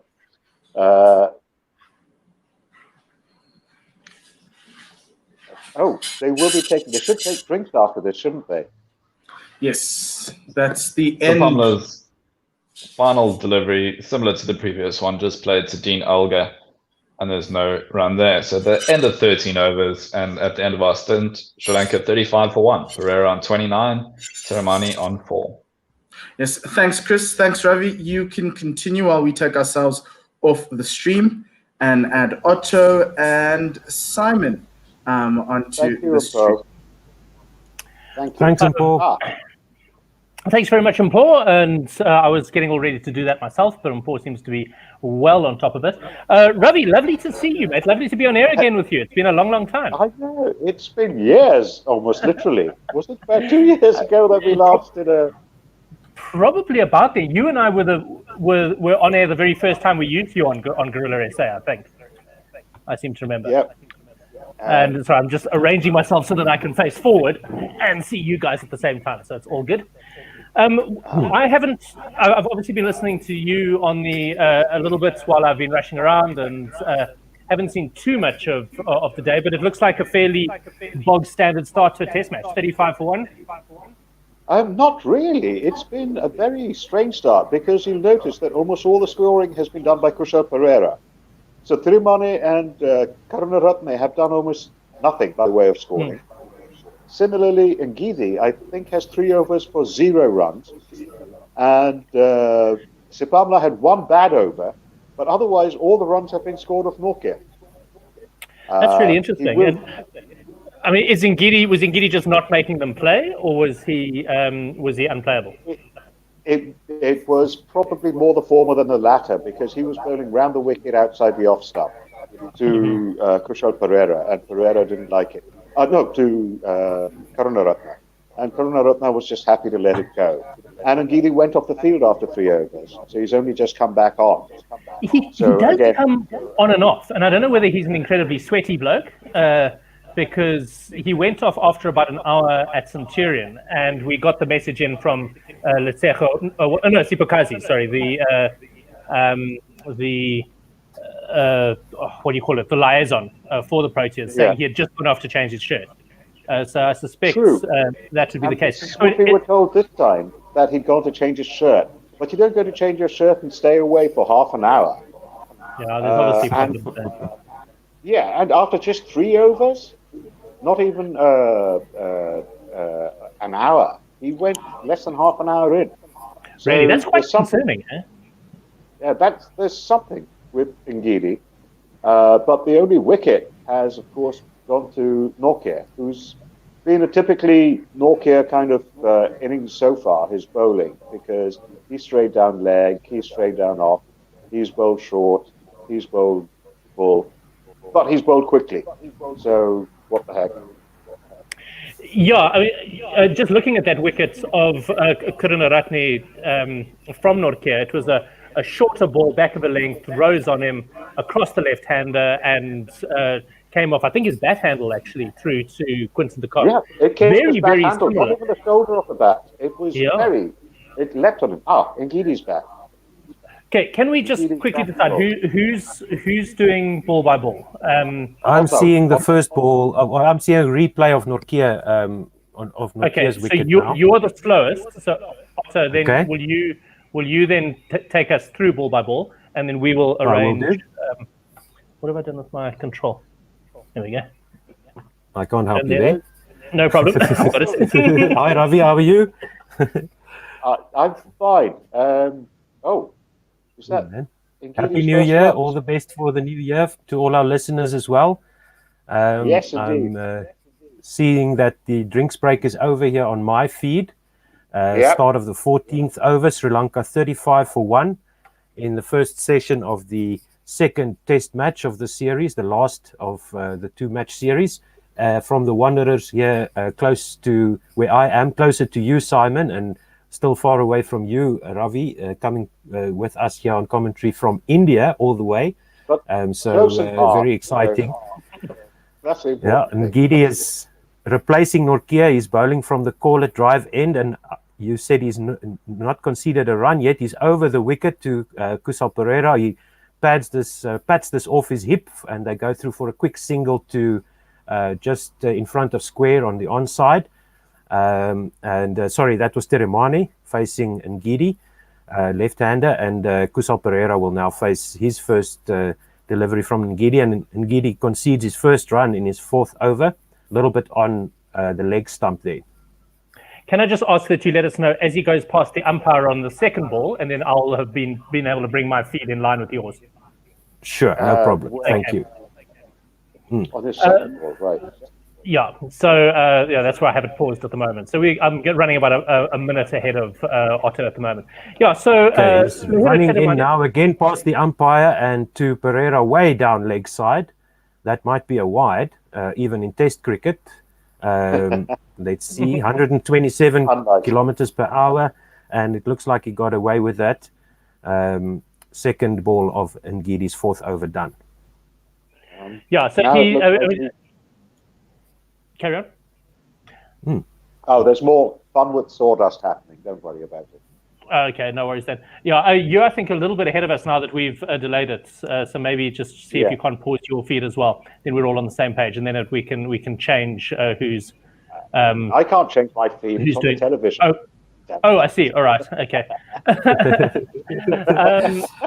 All right. So then just try not to second guess if something interesting happens. I'll try not to second guess anything. I'll try not to second guess anything. I'm seeing Ngidi fixing the landing area now. Yeah, there is indeed some faffing with sawdust, as Ravi pointed out, and they've been worrying about this landing area right the way through the morning. Nortje was also bringing sawdust in, which is curious because you normally on some tweets. Yes, that'd be. Yeah, please do actually if you've got some tweets coming in. Robbie Reddy says perhaps New Balance SA should provide a customized shirt for Ngidi if he needs to replace it after every 3 overs. Good point. Ngidi comes in now for his third delivery. Passes the umpire to Kusal Pereira, also on a Midland leg this time. Just a little bit too leg side for my liking, and there's no run. And of course, Ravi Reddy also asked, how's our resident gunner and Poe feeling today? To which you said, Otto, what happened to our team? And he said the most surreal thing happened. Arsenal won their match last night. That's scored 4 goals, I seem to remember. I haven't been paying a huge amount of attention to Arsenal because my only real interest in English football is through the Fantasy League. And anyone who's got any Arsenal players in their Fantasy League has probably given up sometime around about November. So we're having a side-on view here on the slip cordon as Ngidi comes in again. Kusal Pereira fends at this one that goes across him to Quinton de Kock for no run. Good ball there by Ngidi, 129 kph, 80 miles an hour. And that one had Kusal Pereira playing at it and beat the outside edge. So it pitched on about middle, came across him through to Quinton. This is a very, very good line. He's bowling to the left-handers here. Bit of a scrambled seam as well, but he's just allowing the angle to really do all the work. And I mean, he can bowl that all day, and he's not going to be scored off, and he's going to pick up an edge once or twice. There's no doubt about it. So he's got 3 slips in, and then a 4th slip which staggers a bit wider than the others. Kusal Pereira flashes at this one outside the off stump, and it lands safely in the extra cover region and quietly dribbles down to the boundary for a 4. 38 for 1 is the score now. Pereira will now move on to 33 or 43. He's given Pereira room again to free his arms on the offside. And he's taken it. And Pereira certainly following the adage of if you're going to slash hard. Even if you'd got an edge, it would have flown high over the slips and no problem at all. As it was, very, very good shot. He hit it high on the bat, but it went away to the boundary beautifully. Across an outfield, I must say, looks in perfect nick at the Wanderers today. Beautiful outfield indeed. Ngidi over the wicket to Pereira. This one is fended off his body by Pereira with his glove down to fine leg for a single. 41 for 1. And that's the end of the fourth over, the end of the 14th, the fourth over for Ngidi. He's conceded his first 6 runs in that over. Will you catch us up on tweets, Ravi? Yeah, well, and Umpo replies, very, very thrilled with Arsenal, says, not only one, but it was Wenger ball in the snow for a 4-0 win. The problem, Umpo, with that is, one, I hate Arsenal myself, being a Spurs fan. But 2, it doesn't matter if you win 4-0. A win is just 3 points, no matter how much you win by. So it doesn't count. No, don't they use goal difference in the Premier League? Arsenal are so far behind that I think goal difference is not going to make a difference at all. Yeah, exactly. Arsenal is not in a position for goal difference today to make a decision. Okay, all right. I think it would be churlish of us, Ravi, to... sorry, replays, yeah, sorry. Yes, carry on. I don't think that was it that... Oh, no, Sipamla's first ball goes to the boundary over extra cover for 4. Sorry about that. 38 now for Kusal Pereira, who retained the strike. Right in the slot, and Pereira just put his foot down the track and swung through it, and it went for 1, possibly 2 bounces into the boundary. That pitch just outside off stump of the left-hander and hit straight over mid-off. Beautiful drive there, straight drive, slapped past the bowler. Yeah. It wasn't winning the Laura Wolfart floating trophy for cover drive. But it was it was certainly the sort of shot that you play on a Christmas morning against your uncle when he pitches up the tennis ball and you smash it over the neighbor's fence for 6 and out. Yeah, so they've got for Sipamla now 3 slips and a backward point, a man at cover boundary, and then a catching mid-off or a shortish mid-off. Sipamla over the wicket on leg stump this time. Kusal Pereira goes halfway down the pitch and scrambles back as Sipamla picks up the ball, flicks it towards the stumps, but Pereira is back safely and there's no run. Pereira has looked completely clueless against any balls on his body or leg stump. It's only on or outside off stump that he throws the bat at him so far. Anyway. In my opinion. There's probably some argument for coming around the wicket to him, actually, and trying to tuck him up a little. This one... Go ahead. Yeah, well, let's not forget that they tried this in the first test. They did bowl around the wicket to Kusal Pereira a lot, and he scored quite freely. The tuck up the left-handers by bowling around the wicket theory doesn't seem to work with him. I don't know. He's standing well outside his crease now. Sipamla over the wicket to Pereira. He fends this off middle stump to mid-wicket, and they go through for an easy single. Just having a look at the slip forward and for Sipamla. First slip is a long way back. He's very, very deep. I'm not sure who's standing there. Probably Faf. But I hope we don't. Yeah, I hope we don't see one pitch 30 centimeters in front of him at some point today. I suppose they expect the keeper to get that. Yeah, you would hope so. But we've seen Quinton and first slip watch balls go between them before. There was a test match where it happened 2 or 3 times. I can't remember who the first slip was. It was Faf, in fact, I remember. Sipamla to Tirimani, who defends this outside his off stump or just on his off stump line, and the ball goes to mid-on and there's no run. 46 for 1 is the score now. It is indeed Rassi at first slip, and Faf is at second slip, and I think Dean Elgar at third. They're David showing Midgley replies to Ravi the Ravi the heavy roller ready about his new balance theory for Ngidi. Sorry, get the board. No, keep going. Sipamla comes in now over the wicket to Tirimani. Left-hander fends this off outside off stump, and it goes through to point, and there is no run. Carry on, Ravi. Dave Midgley, Coach Dave is thinking of something that is water soluble. I'm not quite sure if Ngidi would do well with a water soluble T-shirt, but anyway. What's that? Well, in fact, let me jump in on the T-shirt issue. What he needs is one of those sleeveless warm-up tops. I've seen him in one. When they last played at the Wanderers, I went and watched the team train the day before. and he was wearing one of those sleeveless shirts. The man has guns of note. Sepamla over the wicket to Teramani. This one goes through to Quinton de Kock, beats the outside edge. Teramani playing a forward defensive there, and the ball just missing the outside edge. End of Sepamla's 5th over, 19 runs he's conceded. After 15 overs, Sri Lanka are 46 for 1 after winning the toss and choosing to bat at the Wanderers. I mean, that was a genuine chance there. It must have missed the outside edge by just the faintest of whiskers, and you could see the reaction from de Kock and the slip cordon, all of them looking skyward. That was Tiramani did everything he could to make that, and wasn't quite good enough to get the edge up.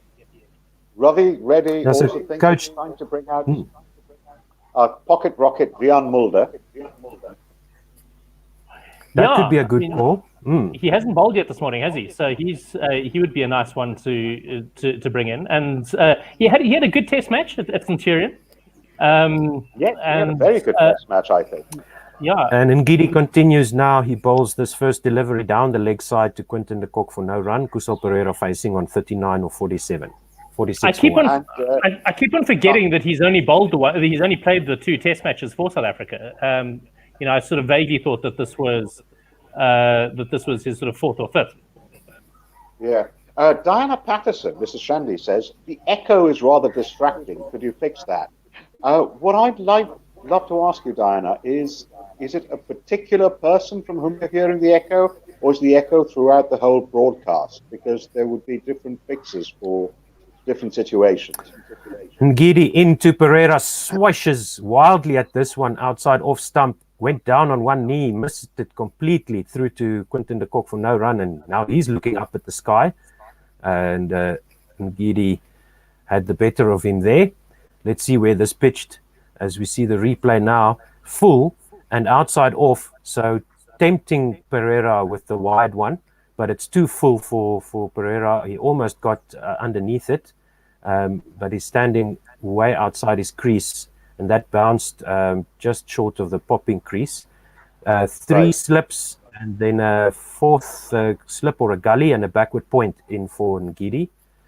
As we see him coming in again for his 3rd delivery now past the umpire. And this one is on the stumps by Ngidi. Good full delivery. I couldn't quite catch if there was some movement there, but Kusal Pereira got an inside half of the bat back to Ngidi for no run. 39 now Pereira, and 46 for 1 Sri Lanka. I stand corrected, but I think the echo might be on your side, Ravi. I don't know if you've got a set of headphones. I certainly can hear you echoing like mad, Simon. That's why I asked. That's probably the problem then. Okay, let me see if I can't make a plan here. And me? How am I sounding there, Ravi? No, actually, you're sounding non-echoey. You remember the last test, you echoed a lot, but you're not sounding echoey at all now. Okay. You're sounding fine. Simon is bouncing back and forth for some reason. Ngidi over the wicket to Pereira. This one on off stump and driven straight back past the offside of the umpire at the non-striker's end, and it goes through for a 4. Good shot there by Pereira, nice and straight. Shot, wasn't it? Nice straight drive by the left-hander. Yeah, 50 up for Sri Lanka, and the 50 comes up in the 16th over. Let's just see here. Yes, the 4th ball of the 16th over. Well, and in the 11th over, they had scored just 21 runs. They hadn't even reached 2 runs per over. So they've scored 30 runs in the last 5 overs. Now they have picked up the scoring rate a little bit here. Ngidi coming in again over the wicket to the left-hander, and this one is whacked straight over the bowler's head to the mid-on boundary this time. Bit more, I would say, flamboyant shot, not traditional on drive, but slapped over mid-on again. This one a little bit too full by Ngidi, and a nice shot there by Pereira, playing it to the onside. No danger of a catch or anything as he clears the man who's standing at mid-on, who's a bit wider than that ball went, but that ball went well over the man standing at mid-on, who's about in line with the non-striker's crease, just behind the non-striker's crease, behind square from that side. Yeah, 3 slips, gully, backward point, and then a man on the cover boundary who's standing about 15, 20 meters in from the boundary, looking for the missed time shot as Coach Dave pointed out. And Gidi now around the wicket to Pereira. He fends this off his body to square on the onside, and they go through for a quick 2 runs. Throw comes into the non-striker's end, but Tiramani is easily safe there.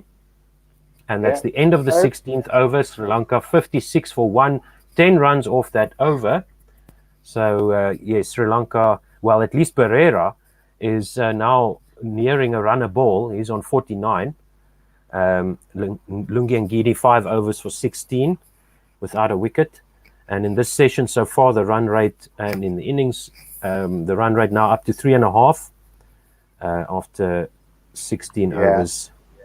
They haven't figured out. Over rate is looking bad again, 11.5. I'm not sure. They bowled 13 overs in the first hour. It's these boundaries that bloody Kushal Pereira is hitting. That's causing problems. So Sipamla continues this one across Tiramani, left alone and almost through to first slip. As such was the angle. Tiramani is on 5 of 12 deliveries now. Sri Lanka 56 for 1. First slip, Rassie Erasmus. Not Rassie Erasmus. What's his name? Rassie van der Dussen. Rassie van der Dussen, yes. Is this live? Oh no, this is just showing the replays. I'm actually mostly talking to see whether I've got an echo, and I still do, which is a bit of a problem. Yeah, well, we have some tweets between Vincent Barnes and Ravi the Heavy Roller Reddy, which make no sense to me and might as well be code. They could be using our Twitter feed to describe a plot or something, but I'm not sure that over the wicket to Tiramani. He fends this off, middle stump, off his pads. They go through for a quick single, and the man backing up there seems to have injured himself. Aiden Markram just maybe caught the ball on his wrist as he was backing up for the throw coming in from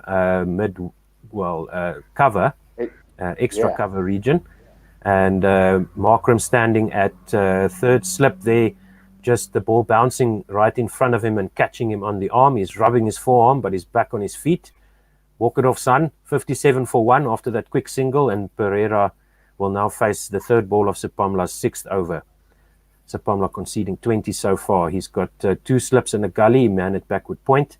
Comes in now to Pereira, who flicks this from in front of his chest down to the square leg boundary, and that's a 4. Ngidi was unable to run around from fine leg to get to that, and that is Kusal Pereira's 6th Test 50. Well played. He's the only one that's been able to score freely and exploit the loose deliveries from the South African bowling attack.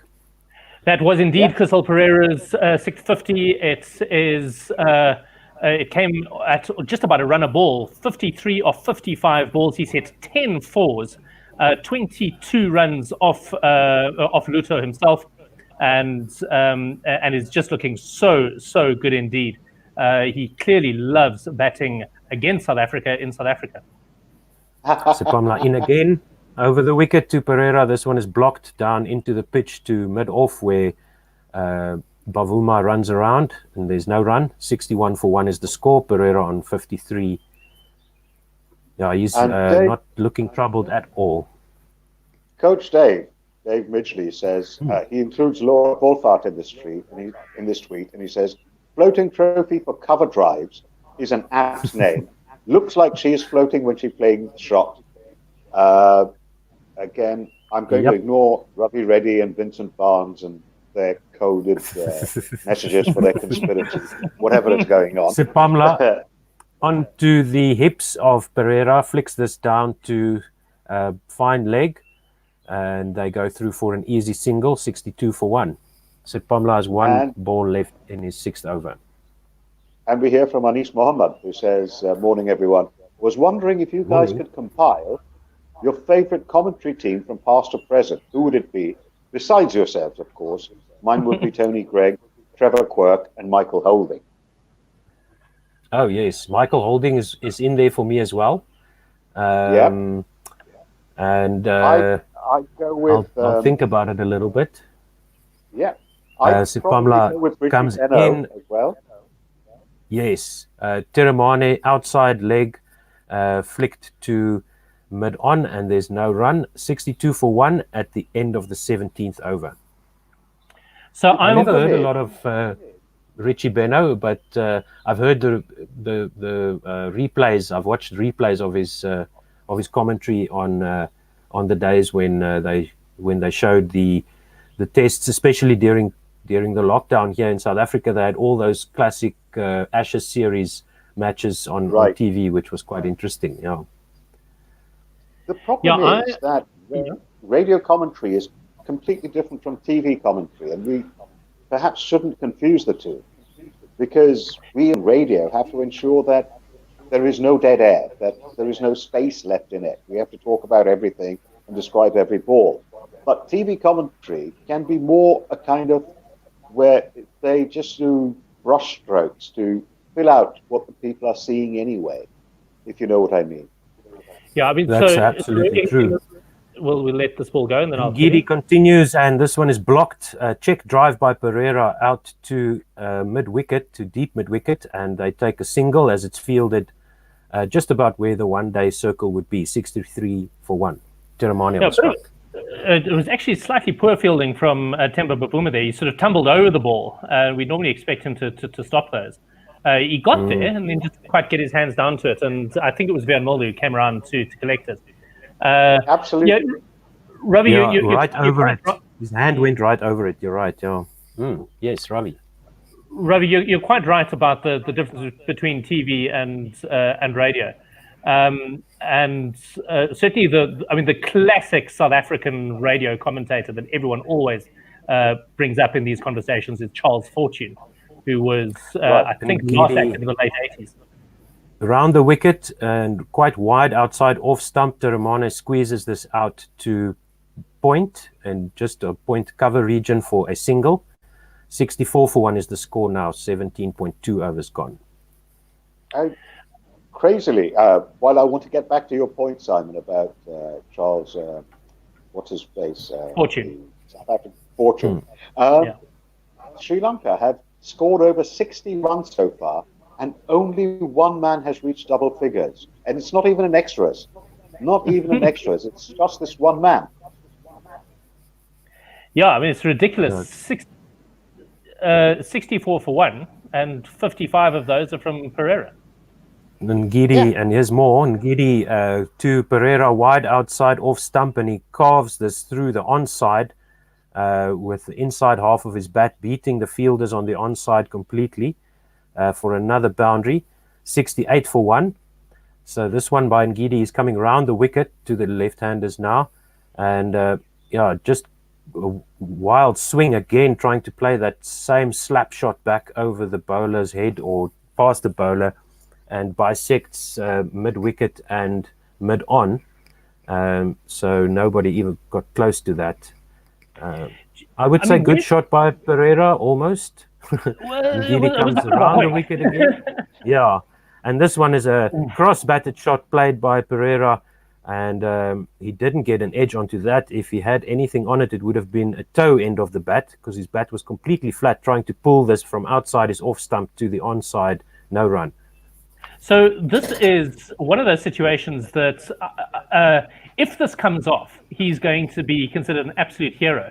But if he nicks off in the next couple of overs, then I think Mickey Arthur might have a word to say for him, because he's sort of believing his own press now. He's had a couple of loose balls that he's really spanked to the boundary, a couple that have not really looked, a couple of shots that haven't looked great but have worked. And if one just deviates or pops slightly and he gets an edge into that subcordon, he's going to be very, very irritated with himself. And Gidi round the wicket to Pereira, who just helps this along its way down to fine leg, and they take a single, 69 for 1, and that is the 50-run partnership between Tiramane and Pereira of 48 balls.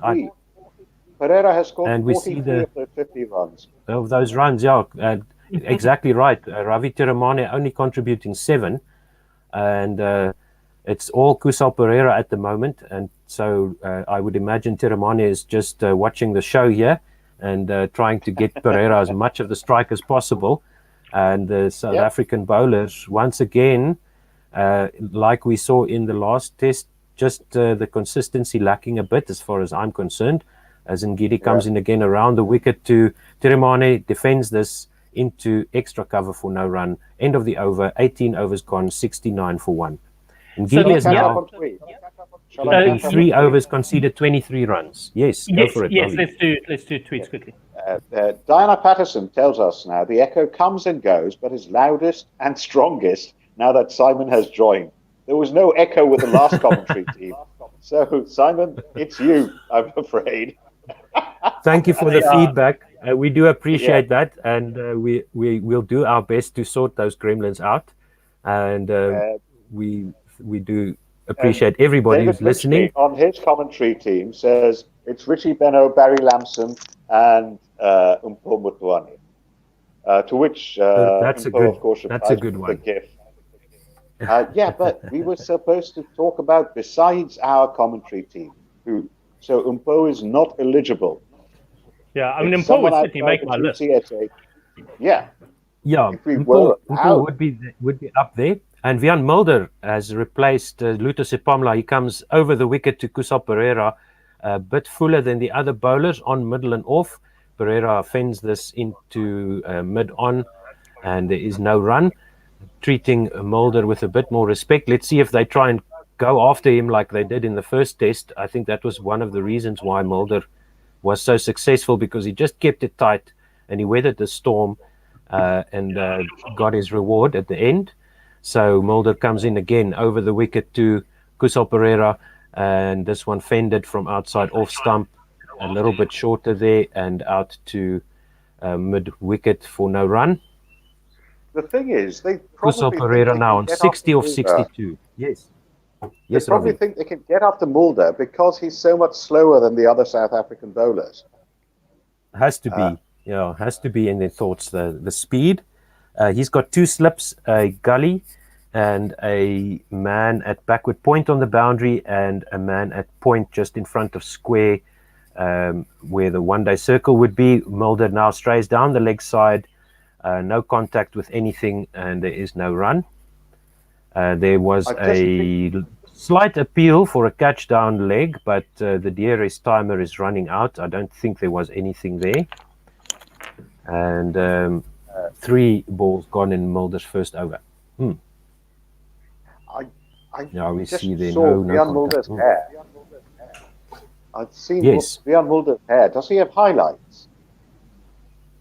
That could be just sun damage. Vian Mulder over the wicket to Pereira, outside off stump, a little bit more room, and he gets the inside half of the bat out to deep mid-wicket area where mid-on runs around, and they don't take a single. So he's still on 60 of 64.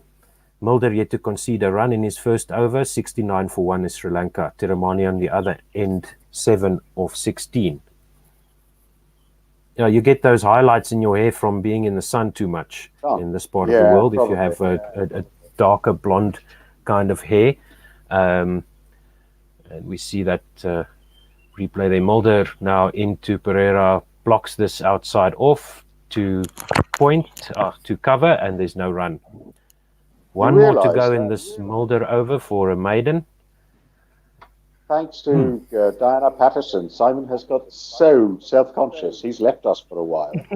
And he's coming back and trying to get rid of the echo. So what Simon is one of our producers on the show, so he's sorting out the technical stuff and doing the commentary. So well done, Simon, if you can get that fixed. Mulder over the wicket to Pereira, blocks this on his middle stump, and there is no run. Maiden over to start for Mulder.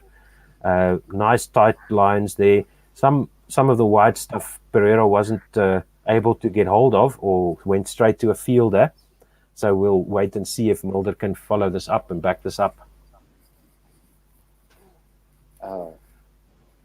So once again, thank you for all your tweets coming in. Do tweet us at Gorilla SA. That's GUERILLASA.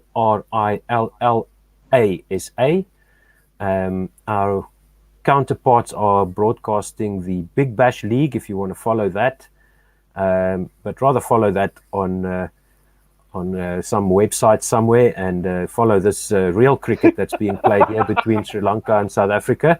And we see now the first ball of is this Ngidi bowling. It went down to the slip cordon. Yes, it's Ngidi continuing, and Dean Algar caught that on his thumb. Unfortunately, he didn't catch that cleanly. Seems to have ruptured his thumb there. Tiramane with an edge into the slip cordon, but I think that bounced short of Algar. That's why it injured his thumb instead of going into his hands. I don't think. Oh no, he's dropped it. Missed it. He's dropped it. I think he just missed it. He had both hands on the ground, and it just caught his thumb. So slight misjudged catch attempt there by Dean Algar at third slip, and Ngidi in again. Tiramani leaves this one alone outside off stump. So the first chance of the morning goes down. Has there been other missed catches, Ravi? No. This is the first chance going down. But of course, Karunaratne was caught. Yes. So the first one going down. You're quite correct. Yeah. You're quite correct. And so this one, Tiramani sort of squared up. His foot is nowhere near the ball. He's playing a defensive shot coming forward, but his foot is almost outside his leg stump. And it catches the edge high off the bat to third slip, where it's dropped by Dean Algar. Well, he's played 65 matches and taken 68 catches, so uncharacteristic by him. Ngidi into Tiramani again, inside edge, goes out to square leg, and there's no run. That was not a great drop by Algar at all there. It was dying on him a little bit as it sort of flew through to him at third slip. And I think he thought it was going to carry to him, and then it just sort of died, and he had to reach forward to try and get his hands underneath it. And so I think landed up having quite hard hands as it hit him. You know that absolutely right, Simon, and he went over with his face into the grass as he was overbalanced there, misjudging the flight of the ball, and he's just indicating that to the other people in the slips there, that the ball died on him a little bit. 69 for 1 is still the score. And Ngidi in for his fourth ball of the 20th over around the wicket to Tiramani, who blocks this out to mid-off region for no run. So Tiramani is definitely the guy we want to be bowling at from a South African point of view. And from Sri Lanka's point of view, he just needs to get a single, just get something on it and get Pereira back on strike, as now South Africa have employed 3 slips, what looks to me like a gully and a backward point. So plenty of catches there. So let's see if Ngidi can find the outside edge again. This is like that zombie film or whatever, The Walking Dead. But I'm going to call this the series of The Walking Wounded between Sri Lanka and South Africa. There have been so many injuries and niggles. You can't call it anything else but that. They don't seem to be able to catch the ball without hurting themselves. This one by Tiramane is driven off the front foot out to extra cover where Bavuma runs and hauls it in. He goes through for 2 off the last ball of Ngidi's over. No, there's one more ball to come. 71 for 1 is the score. Tiramane moves to 9 off 21. Pereira 60 off 66. Yeah, I mean, there was a suggestion from Sean Pollock earlier this morning that perhaps the lack of red ball cricket that Sri Lanka has been playing, I think they've really domestically only been playing T20s in the last few months, means that the guys are lacking fitness, and as a result just aren't used to the rigors of Test match cricket. Yeah, that definitely showed in the first test. This one from Ngidi around the wicket, left alone by Tiramane, no run, end of the 20th over, 71 for 1. You see, okay. Hold on a second. Stay with us, Ravi. Yeah, sorry. No. I'm not second guessing you, remember? That's the point. Yes. Let's see Rian Mulder's first ball in the next over. Well, let me jump in. So Sri Lanka is 71 for 1 at the moment after 20 overs. The the players just having a quick drink, or the batsman having a quick drink. I think it was a change of gloves, and really absolute peach of a day in Johannesburg. Amy and I were talking about it as we popped up to the shops earlier. It's just one of those perfect days. There is now a shot of Dean Elgar off the field. Wiaan Mulder, first ball driven by Tiramane straight to the man at gully, and that is the second wicket down, and it is Kusal Perera. He's gone for 60 off 67 deliveries. Mulder, 1 wicket, no runs. Excellent delivery. Let's see the shot that was played here exactly by Perera, but he's looking livid with himself. And as you said, Simon, after that blistering start that he made, contributing most of the runs, this was just a gentle cover drive attempted by Perera, but it got the outside edge straight to gully. He didn't have to move Markram in the gully region, caught it right on his chest with nicely cupped hands, and Wiaan Mulder is punching the air in joy. It's been a really good start to his return to Test match cricket by Wiaan Mulder as he takes his first wicket of the second Test. Let me give you the stats there. Kusal Perera caught by Markram, bowled by Mulder for 60 of 67 balls. In fact, he got to his 60 of 60 balls and had been slightly becalmed in the last over or so. He hit 11 fours. That strike rate well in excess of 5 runs and over. The partnership was a little over 50 runs. It was probably pushing, it was, I think, 59 runs between the two of them. But I had been just about ready to start talking about hundreds before lunch. And when was the last one that you had seen? But before I had a chance, unfortunately, my prediction of what was going to happen to Perera came right. Yeah, thanks for the jinx there, Simon. Appreciate that. And Kusal Mendes is now in. He's a right-hander, so they'll have a right-hand, left-hand combination. We'll see what he can do here for Sri Lanka, because Tiramane has been very careful, careful, I would say, in his shot selection and the ball beating his bat edge regularly. Kusal Mendes, 25 years old, 46 matches, 87 innings, 3,007 runs at an average of 36.23 with 11 50s, 700s, and a best of 196 against Bangladesh at Chittagong in 2018. 71 for 2 now, Sri Lanka.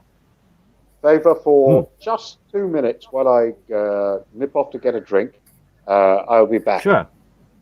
Cool. Wiaan Mulder comes in over the wicket, 3 slips facing, and this one is edged out to third slip, and that's just bounced short of Dean Elgar. He's on his back, blowing up his cheeks. Wiaan Mulder is already striding back to his mark. Quinton de Kock is talking to his slips there. Let's see where this bounced. Nice, good length, forward defensive, and it bounced about 1.5 meters short of Elgar, but he managed to collect it, so there is no run.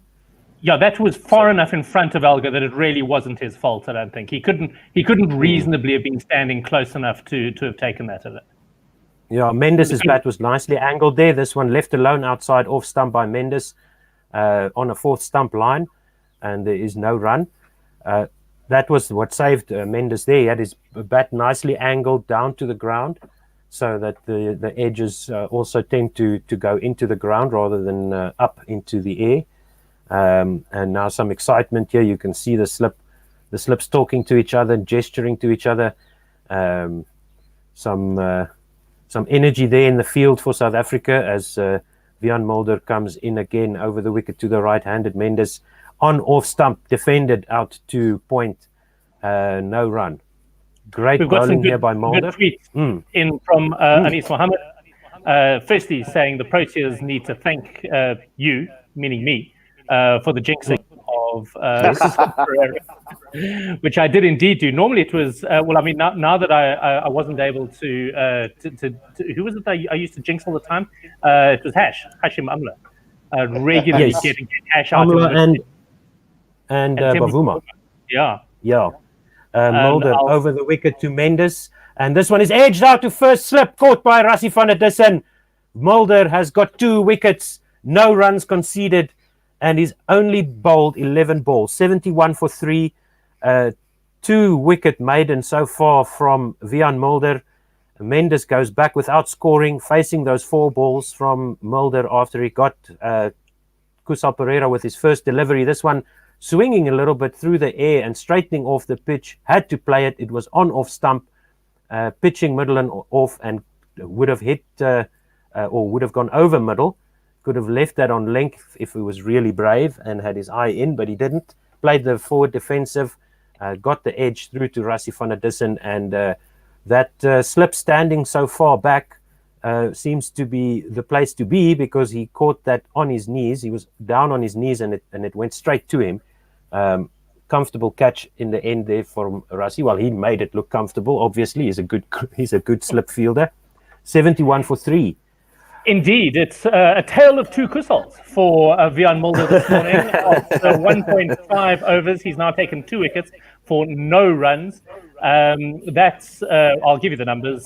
Kusal Mendes caught by Rassie van der Dussen, bowled Vian Mulder for naught, just 4 balls face, and of course the partnership no runs as well. So that leaves Sri Lanka quivering slightly at 71 for 3.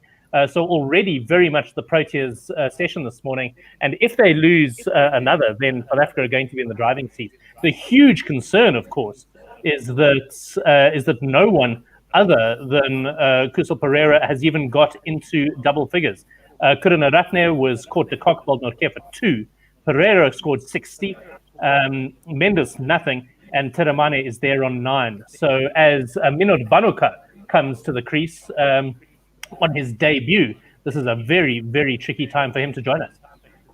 Yeah, in his first-class career, he's aged 25. He's got 55 matches in his first-class career, 85 innings, 3,530 runs, average of 44.68, 11 50s, 11 hundreds, and a best of 342. So the man can bat. Let's see if he can bat at the Wanderers facing Vian Mulder. 71 for 3, 1 ball to go in Mulder's second over. Over the wicket to Banuka. He fends this, got a bit of a leading edge just in front of square on the onside, and there's no run. So he hasn't got a golden duck in his first test, in his first appearance for his country. And Vian Mulder smiling as he bowls a double wicket maiden. Excellent work there by Vian Mulder. As we see a replay of the catch there. Good. Shall I give you one of Anis Mohammed's more interesting tweets? I don't know if you got this one, Simon. Speaking coming off or giving it away, I was watching Inzamam ul Haq running out his partners and was thinking, who would be in a liability 11? Players with obvious talent and are great on paper, but are prone to brain farts. Oh, geez. Yes. Well, if the 11 would be captained by Herschel Gibbs, without a shadow of a doubt. And Jeff Boycott, who was famous for running out his partners. Well, no, people used to deliberately run out Jeff, I think. He was run out deliberately once because of his habit of running out his partners. Oh, really? Was that how it worked? Yeah, Ian Botham ran him out deliberately. It looks like I wouldn't put it past Botham to do that. Tiramane faces Nortje here. Nice looking cover drive through extra cover, just past the diving extra cover Temba Bavuma for a 4. So Nortje replacing, I think, Ngidi. We'll just confirm that for you. But Tiramane moves on to 13. Nortje comes in for his second delivery, and this one squares up Tiramane, who defends this ball that bounced on his leg stump line and went across him, beating the outside edge. Let's see where this pitched exactly.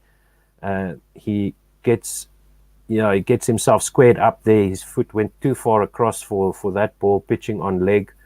No run there off the second delivery. So opened with a nice cover drive, 75 for 3.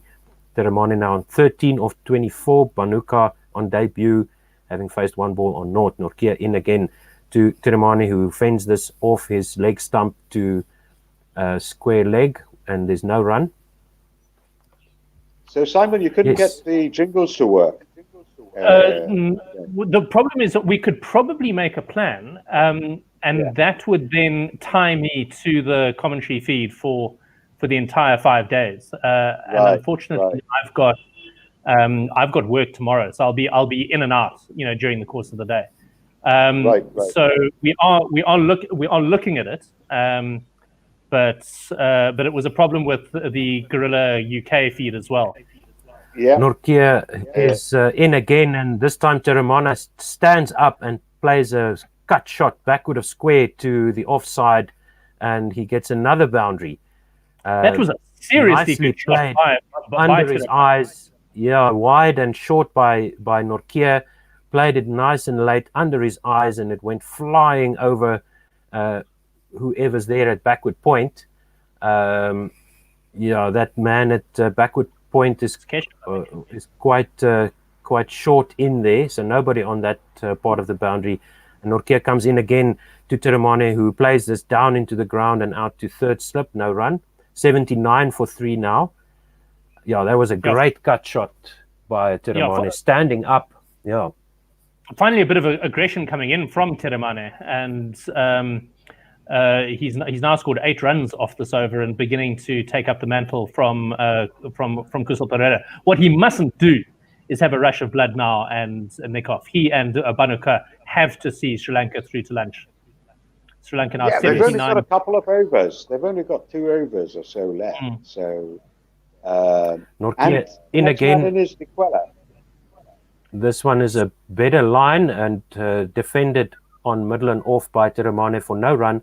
79 for 3, 22 overs gone. Run rate is now 3.59. It calmed down a bit with the introduction of Mulder, who bowled a maiden to Pereira and then got him out with the 7th ball. Kusal Mendes out for a duck of 4 deliveries. So, yes, indeed, Teremane looks like he's trying to punish the bad balls a little bit more now. Well, just to go back Coach to Dave Coach Dave says Mulder is likely to be more of a menace than most people would expect as he picks up his 2nd. Court Van Dusen bowled Mulder. Mendes gone for a duck. Seppo Taylor, who's going to join us this evening, I think, says Mulder madness, baby. And again, Mitchell says that delivery to K. Mendes was an absolute peach. Nothing you can do with that. And finally, he says, Midgley also, Coach Dave says to Chris Tyndale, as South Africa begin to look at which combinations will be best for them with a newish pace attack, which is the most fruitful bowling combination for SA in tests? Okay, I feel we're like rushing through questions without dealing with the ones we've already raised. Well, that first delivery by Mulder was just outside leg, line of leg stump, and fended to the onside for no run. Let me quickly deal with the brain farts question, where as I was sort of going through my mind, Mulder in again, outside the off stump. Banuka leaves this alone. That first delivery, Banuka just fended off his body. The second one, he leaves alone outside off stump, no run. So a lot of the guys I wanted to sort of include in that are guys who are truly brilliant anyway. So Kevin Peterson, famous for smashing one to mid off when he was on 99 and really had South Africa against the ropes. But the one player that we've watched recently, who I thought was consistently let his team down when they were under pressure, was former Pakistan captain Sarfraz Ahmed. Mulder into Banuka. This one is played off his leg stump out to square leg, where it's fielded by Ngidi, and they take a single. So Banuka is off the mark in Test cricket. 1 of 4. Teremane will face the 4th ball of this over. 22.3 overs gone, 80 for 3, and Teremane is on 17 of 28. Yeah, he was out here. To us, Ravi, morning all. Has Ravi complained about batting like T20 again? Yes, Pom, I have. Yes, he has. I have. But only from Pereira, and thank goodness for Sri Lanka that Pereira was able to do that. Otherwise, they would have been on 20 for 3. Teremane facing Mulder, and this one he leaves alone. Tight line on his off stump, outside off. Good leave by Teremane, no run. Yeah, really good ball that by Mulder as well. Ravi, you asked us a question, something about South Africa's bowling attack. What was the most fruitful combination for South Africa in tests? Which I think is an unfair question, actually, because South Africa has... Well, I mean, me, I mean that's a question that does actually have an answer, though. I mean, that has a sort of statistically provable answer, and I think I heard it the other day.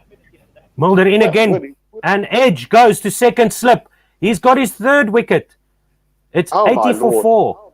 Teramane is out for 17 or 30 balls. Caught by Faf du Plessis at second slip, squared him up, got the outside sort of leading edge there. Leading edge. And Mulder has conceded 1 run now. Banuka scored his first test run off Wiaan Mulder. 3 wickets for 1, 2.5 overs. Wiaan Mulder, wow. Very nicely done. Astonishing. Really beautifully taken by Faf du Plessis, just rolling over to his left.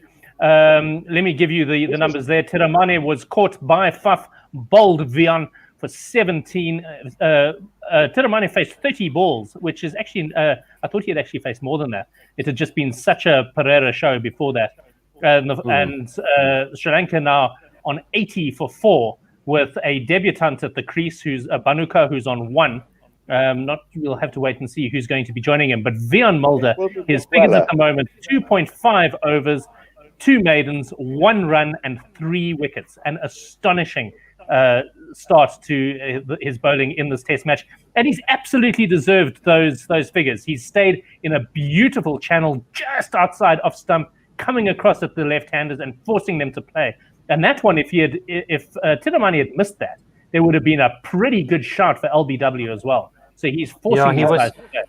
He was playing for a little bit of swing. Mulder is getting a little bit of shape through the air. So he was trying to play to the onside to square leg.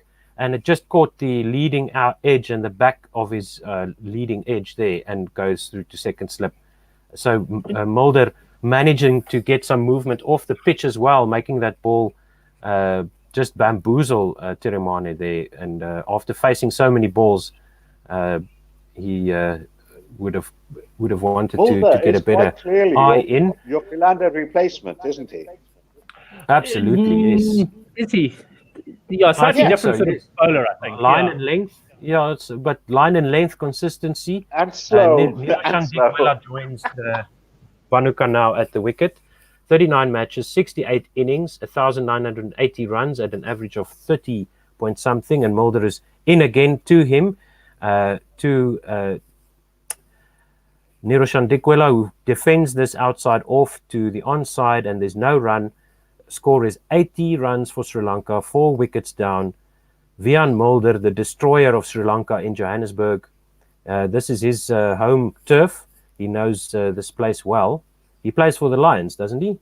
He does indeed. Grew up at St. Stithians College. He's got a younger brother who also captained the Saints first 11. And I think Wiaan was SA Under-19. Was he captain in his year? Or he certainly was one of the stars of that SA Under-19 team when he represented. But he's. There are shots of him in the Wanderers dressing room in his school kit still. Yes. In his school uniform, having come straight from the school. So he's been someone who's been around the Lions setup for a long time. And our own Coach Dave, I think, has had something to do with him over time. We should actually ask Dave. We're just talking about the last over before lunch. Nortje goes over the wicket to Banuka, and he defends this one outside off, and there's no run. So Dave literally says the stuff is too easy as Mulder takes his third stick for only 1 run. Indeed.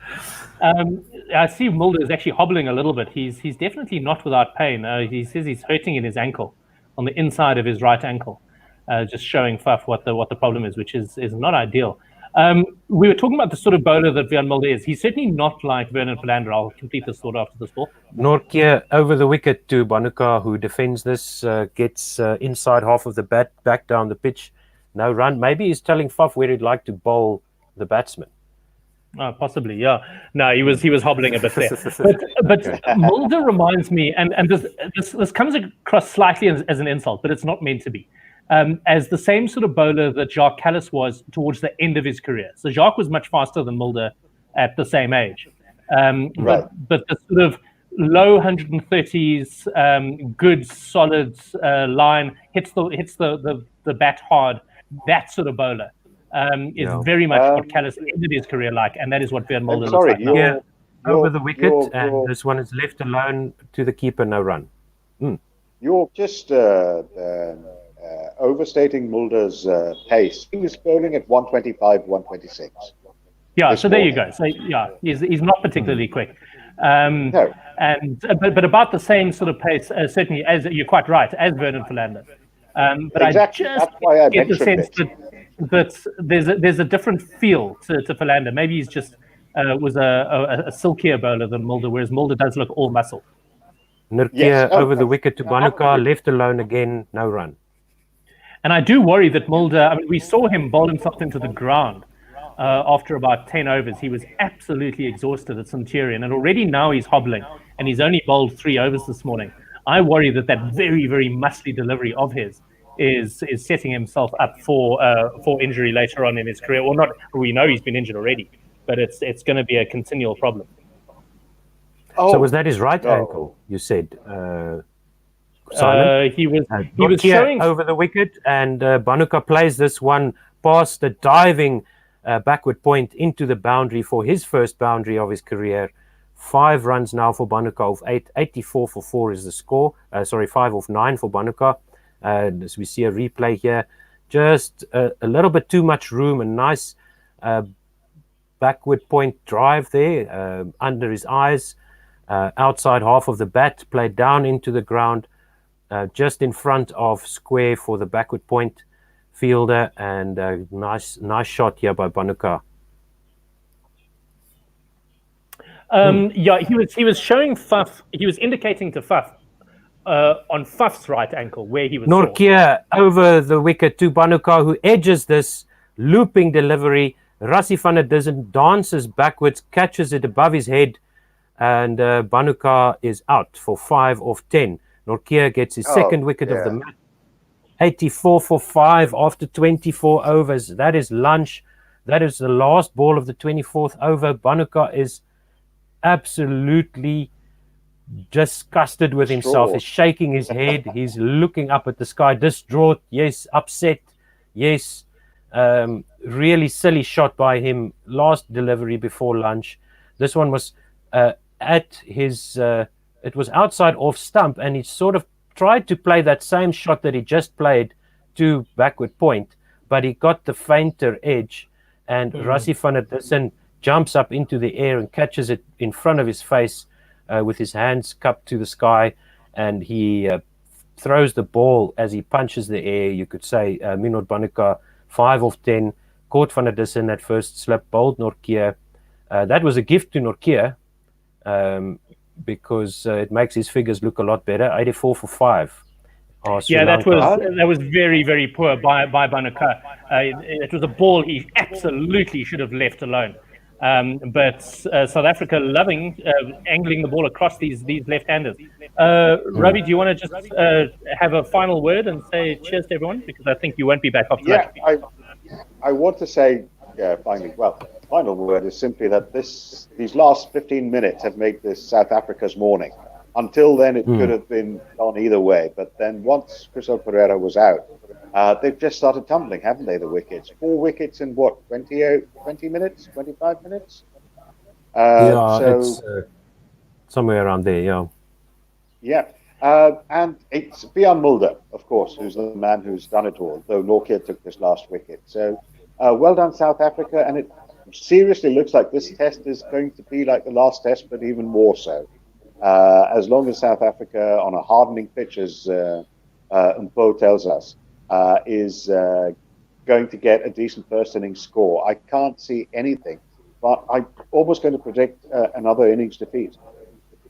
We'll see tomorrow. Yeah, I would agree with you there, Ravi, and Mickey Arthur needs to have a harsh word with his batters now, because these guys will have to just try to bat for time now. Otherwise, they could be all out by tea if they carry on like this. Good play by Bjorn Mulder. The other bowlers have been a little bit wayward, except for maybe Ngidi with those 3 maidens up front, but then coming back and conceding some runs. Yes. And that's, everything else, you pretty much summed it up, Ravi. Yeah. Right, guys. Well, thank you very, very much for... Yeah? finish the tweets. Shall I finish the tweets just before we give go? us Yes. Yeah. Teppo says Mulder is filling the Philander void in my heart. Consistent line and length with a little bit of movement. We want a Pfeiffer. Teppo, exactly what my thoughts are. David Midgley, Coach Dave, is worried about being censored by Twitter for mentioning Niroshan Dickwella. That is his name, he says. Don't censor me. And that's the tweets for this morning. So I'll be off now. Excellent. Thank you. Thank you very much, Ravi, for joining us. It is such a pleasure to have you live from India each time that you join us. And we hope that we'll hear a little bit more from you later on during this test match. Okay. Bye-bye. Cool. Thank you Cheers, very Ravi. much. Thanks a lot. And cheers, Bye. Otto. I will leave everyone with dude. a comment from our own King James that came through on our WhatsApp line. It's Vian murder for Sri Lanka before lunch. What's going to happen now is James. if you are listening to us on Facebook or on YouTube or on Periscope, this broadcast will now end. If you want to go across to 1WSR.com, we'll be playing one of the games that we did between the South African women and Pakistan in 2019. So we'll have that through lunch, and we will see you in about half an hour to take up the second session of this second test between South Africa and Sri Lanka. Bye, everybody. Cheers.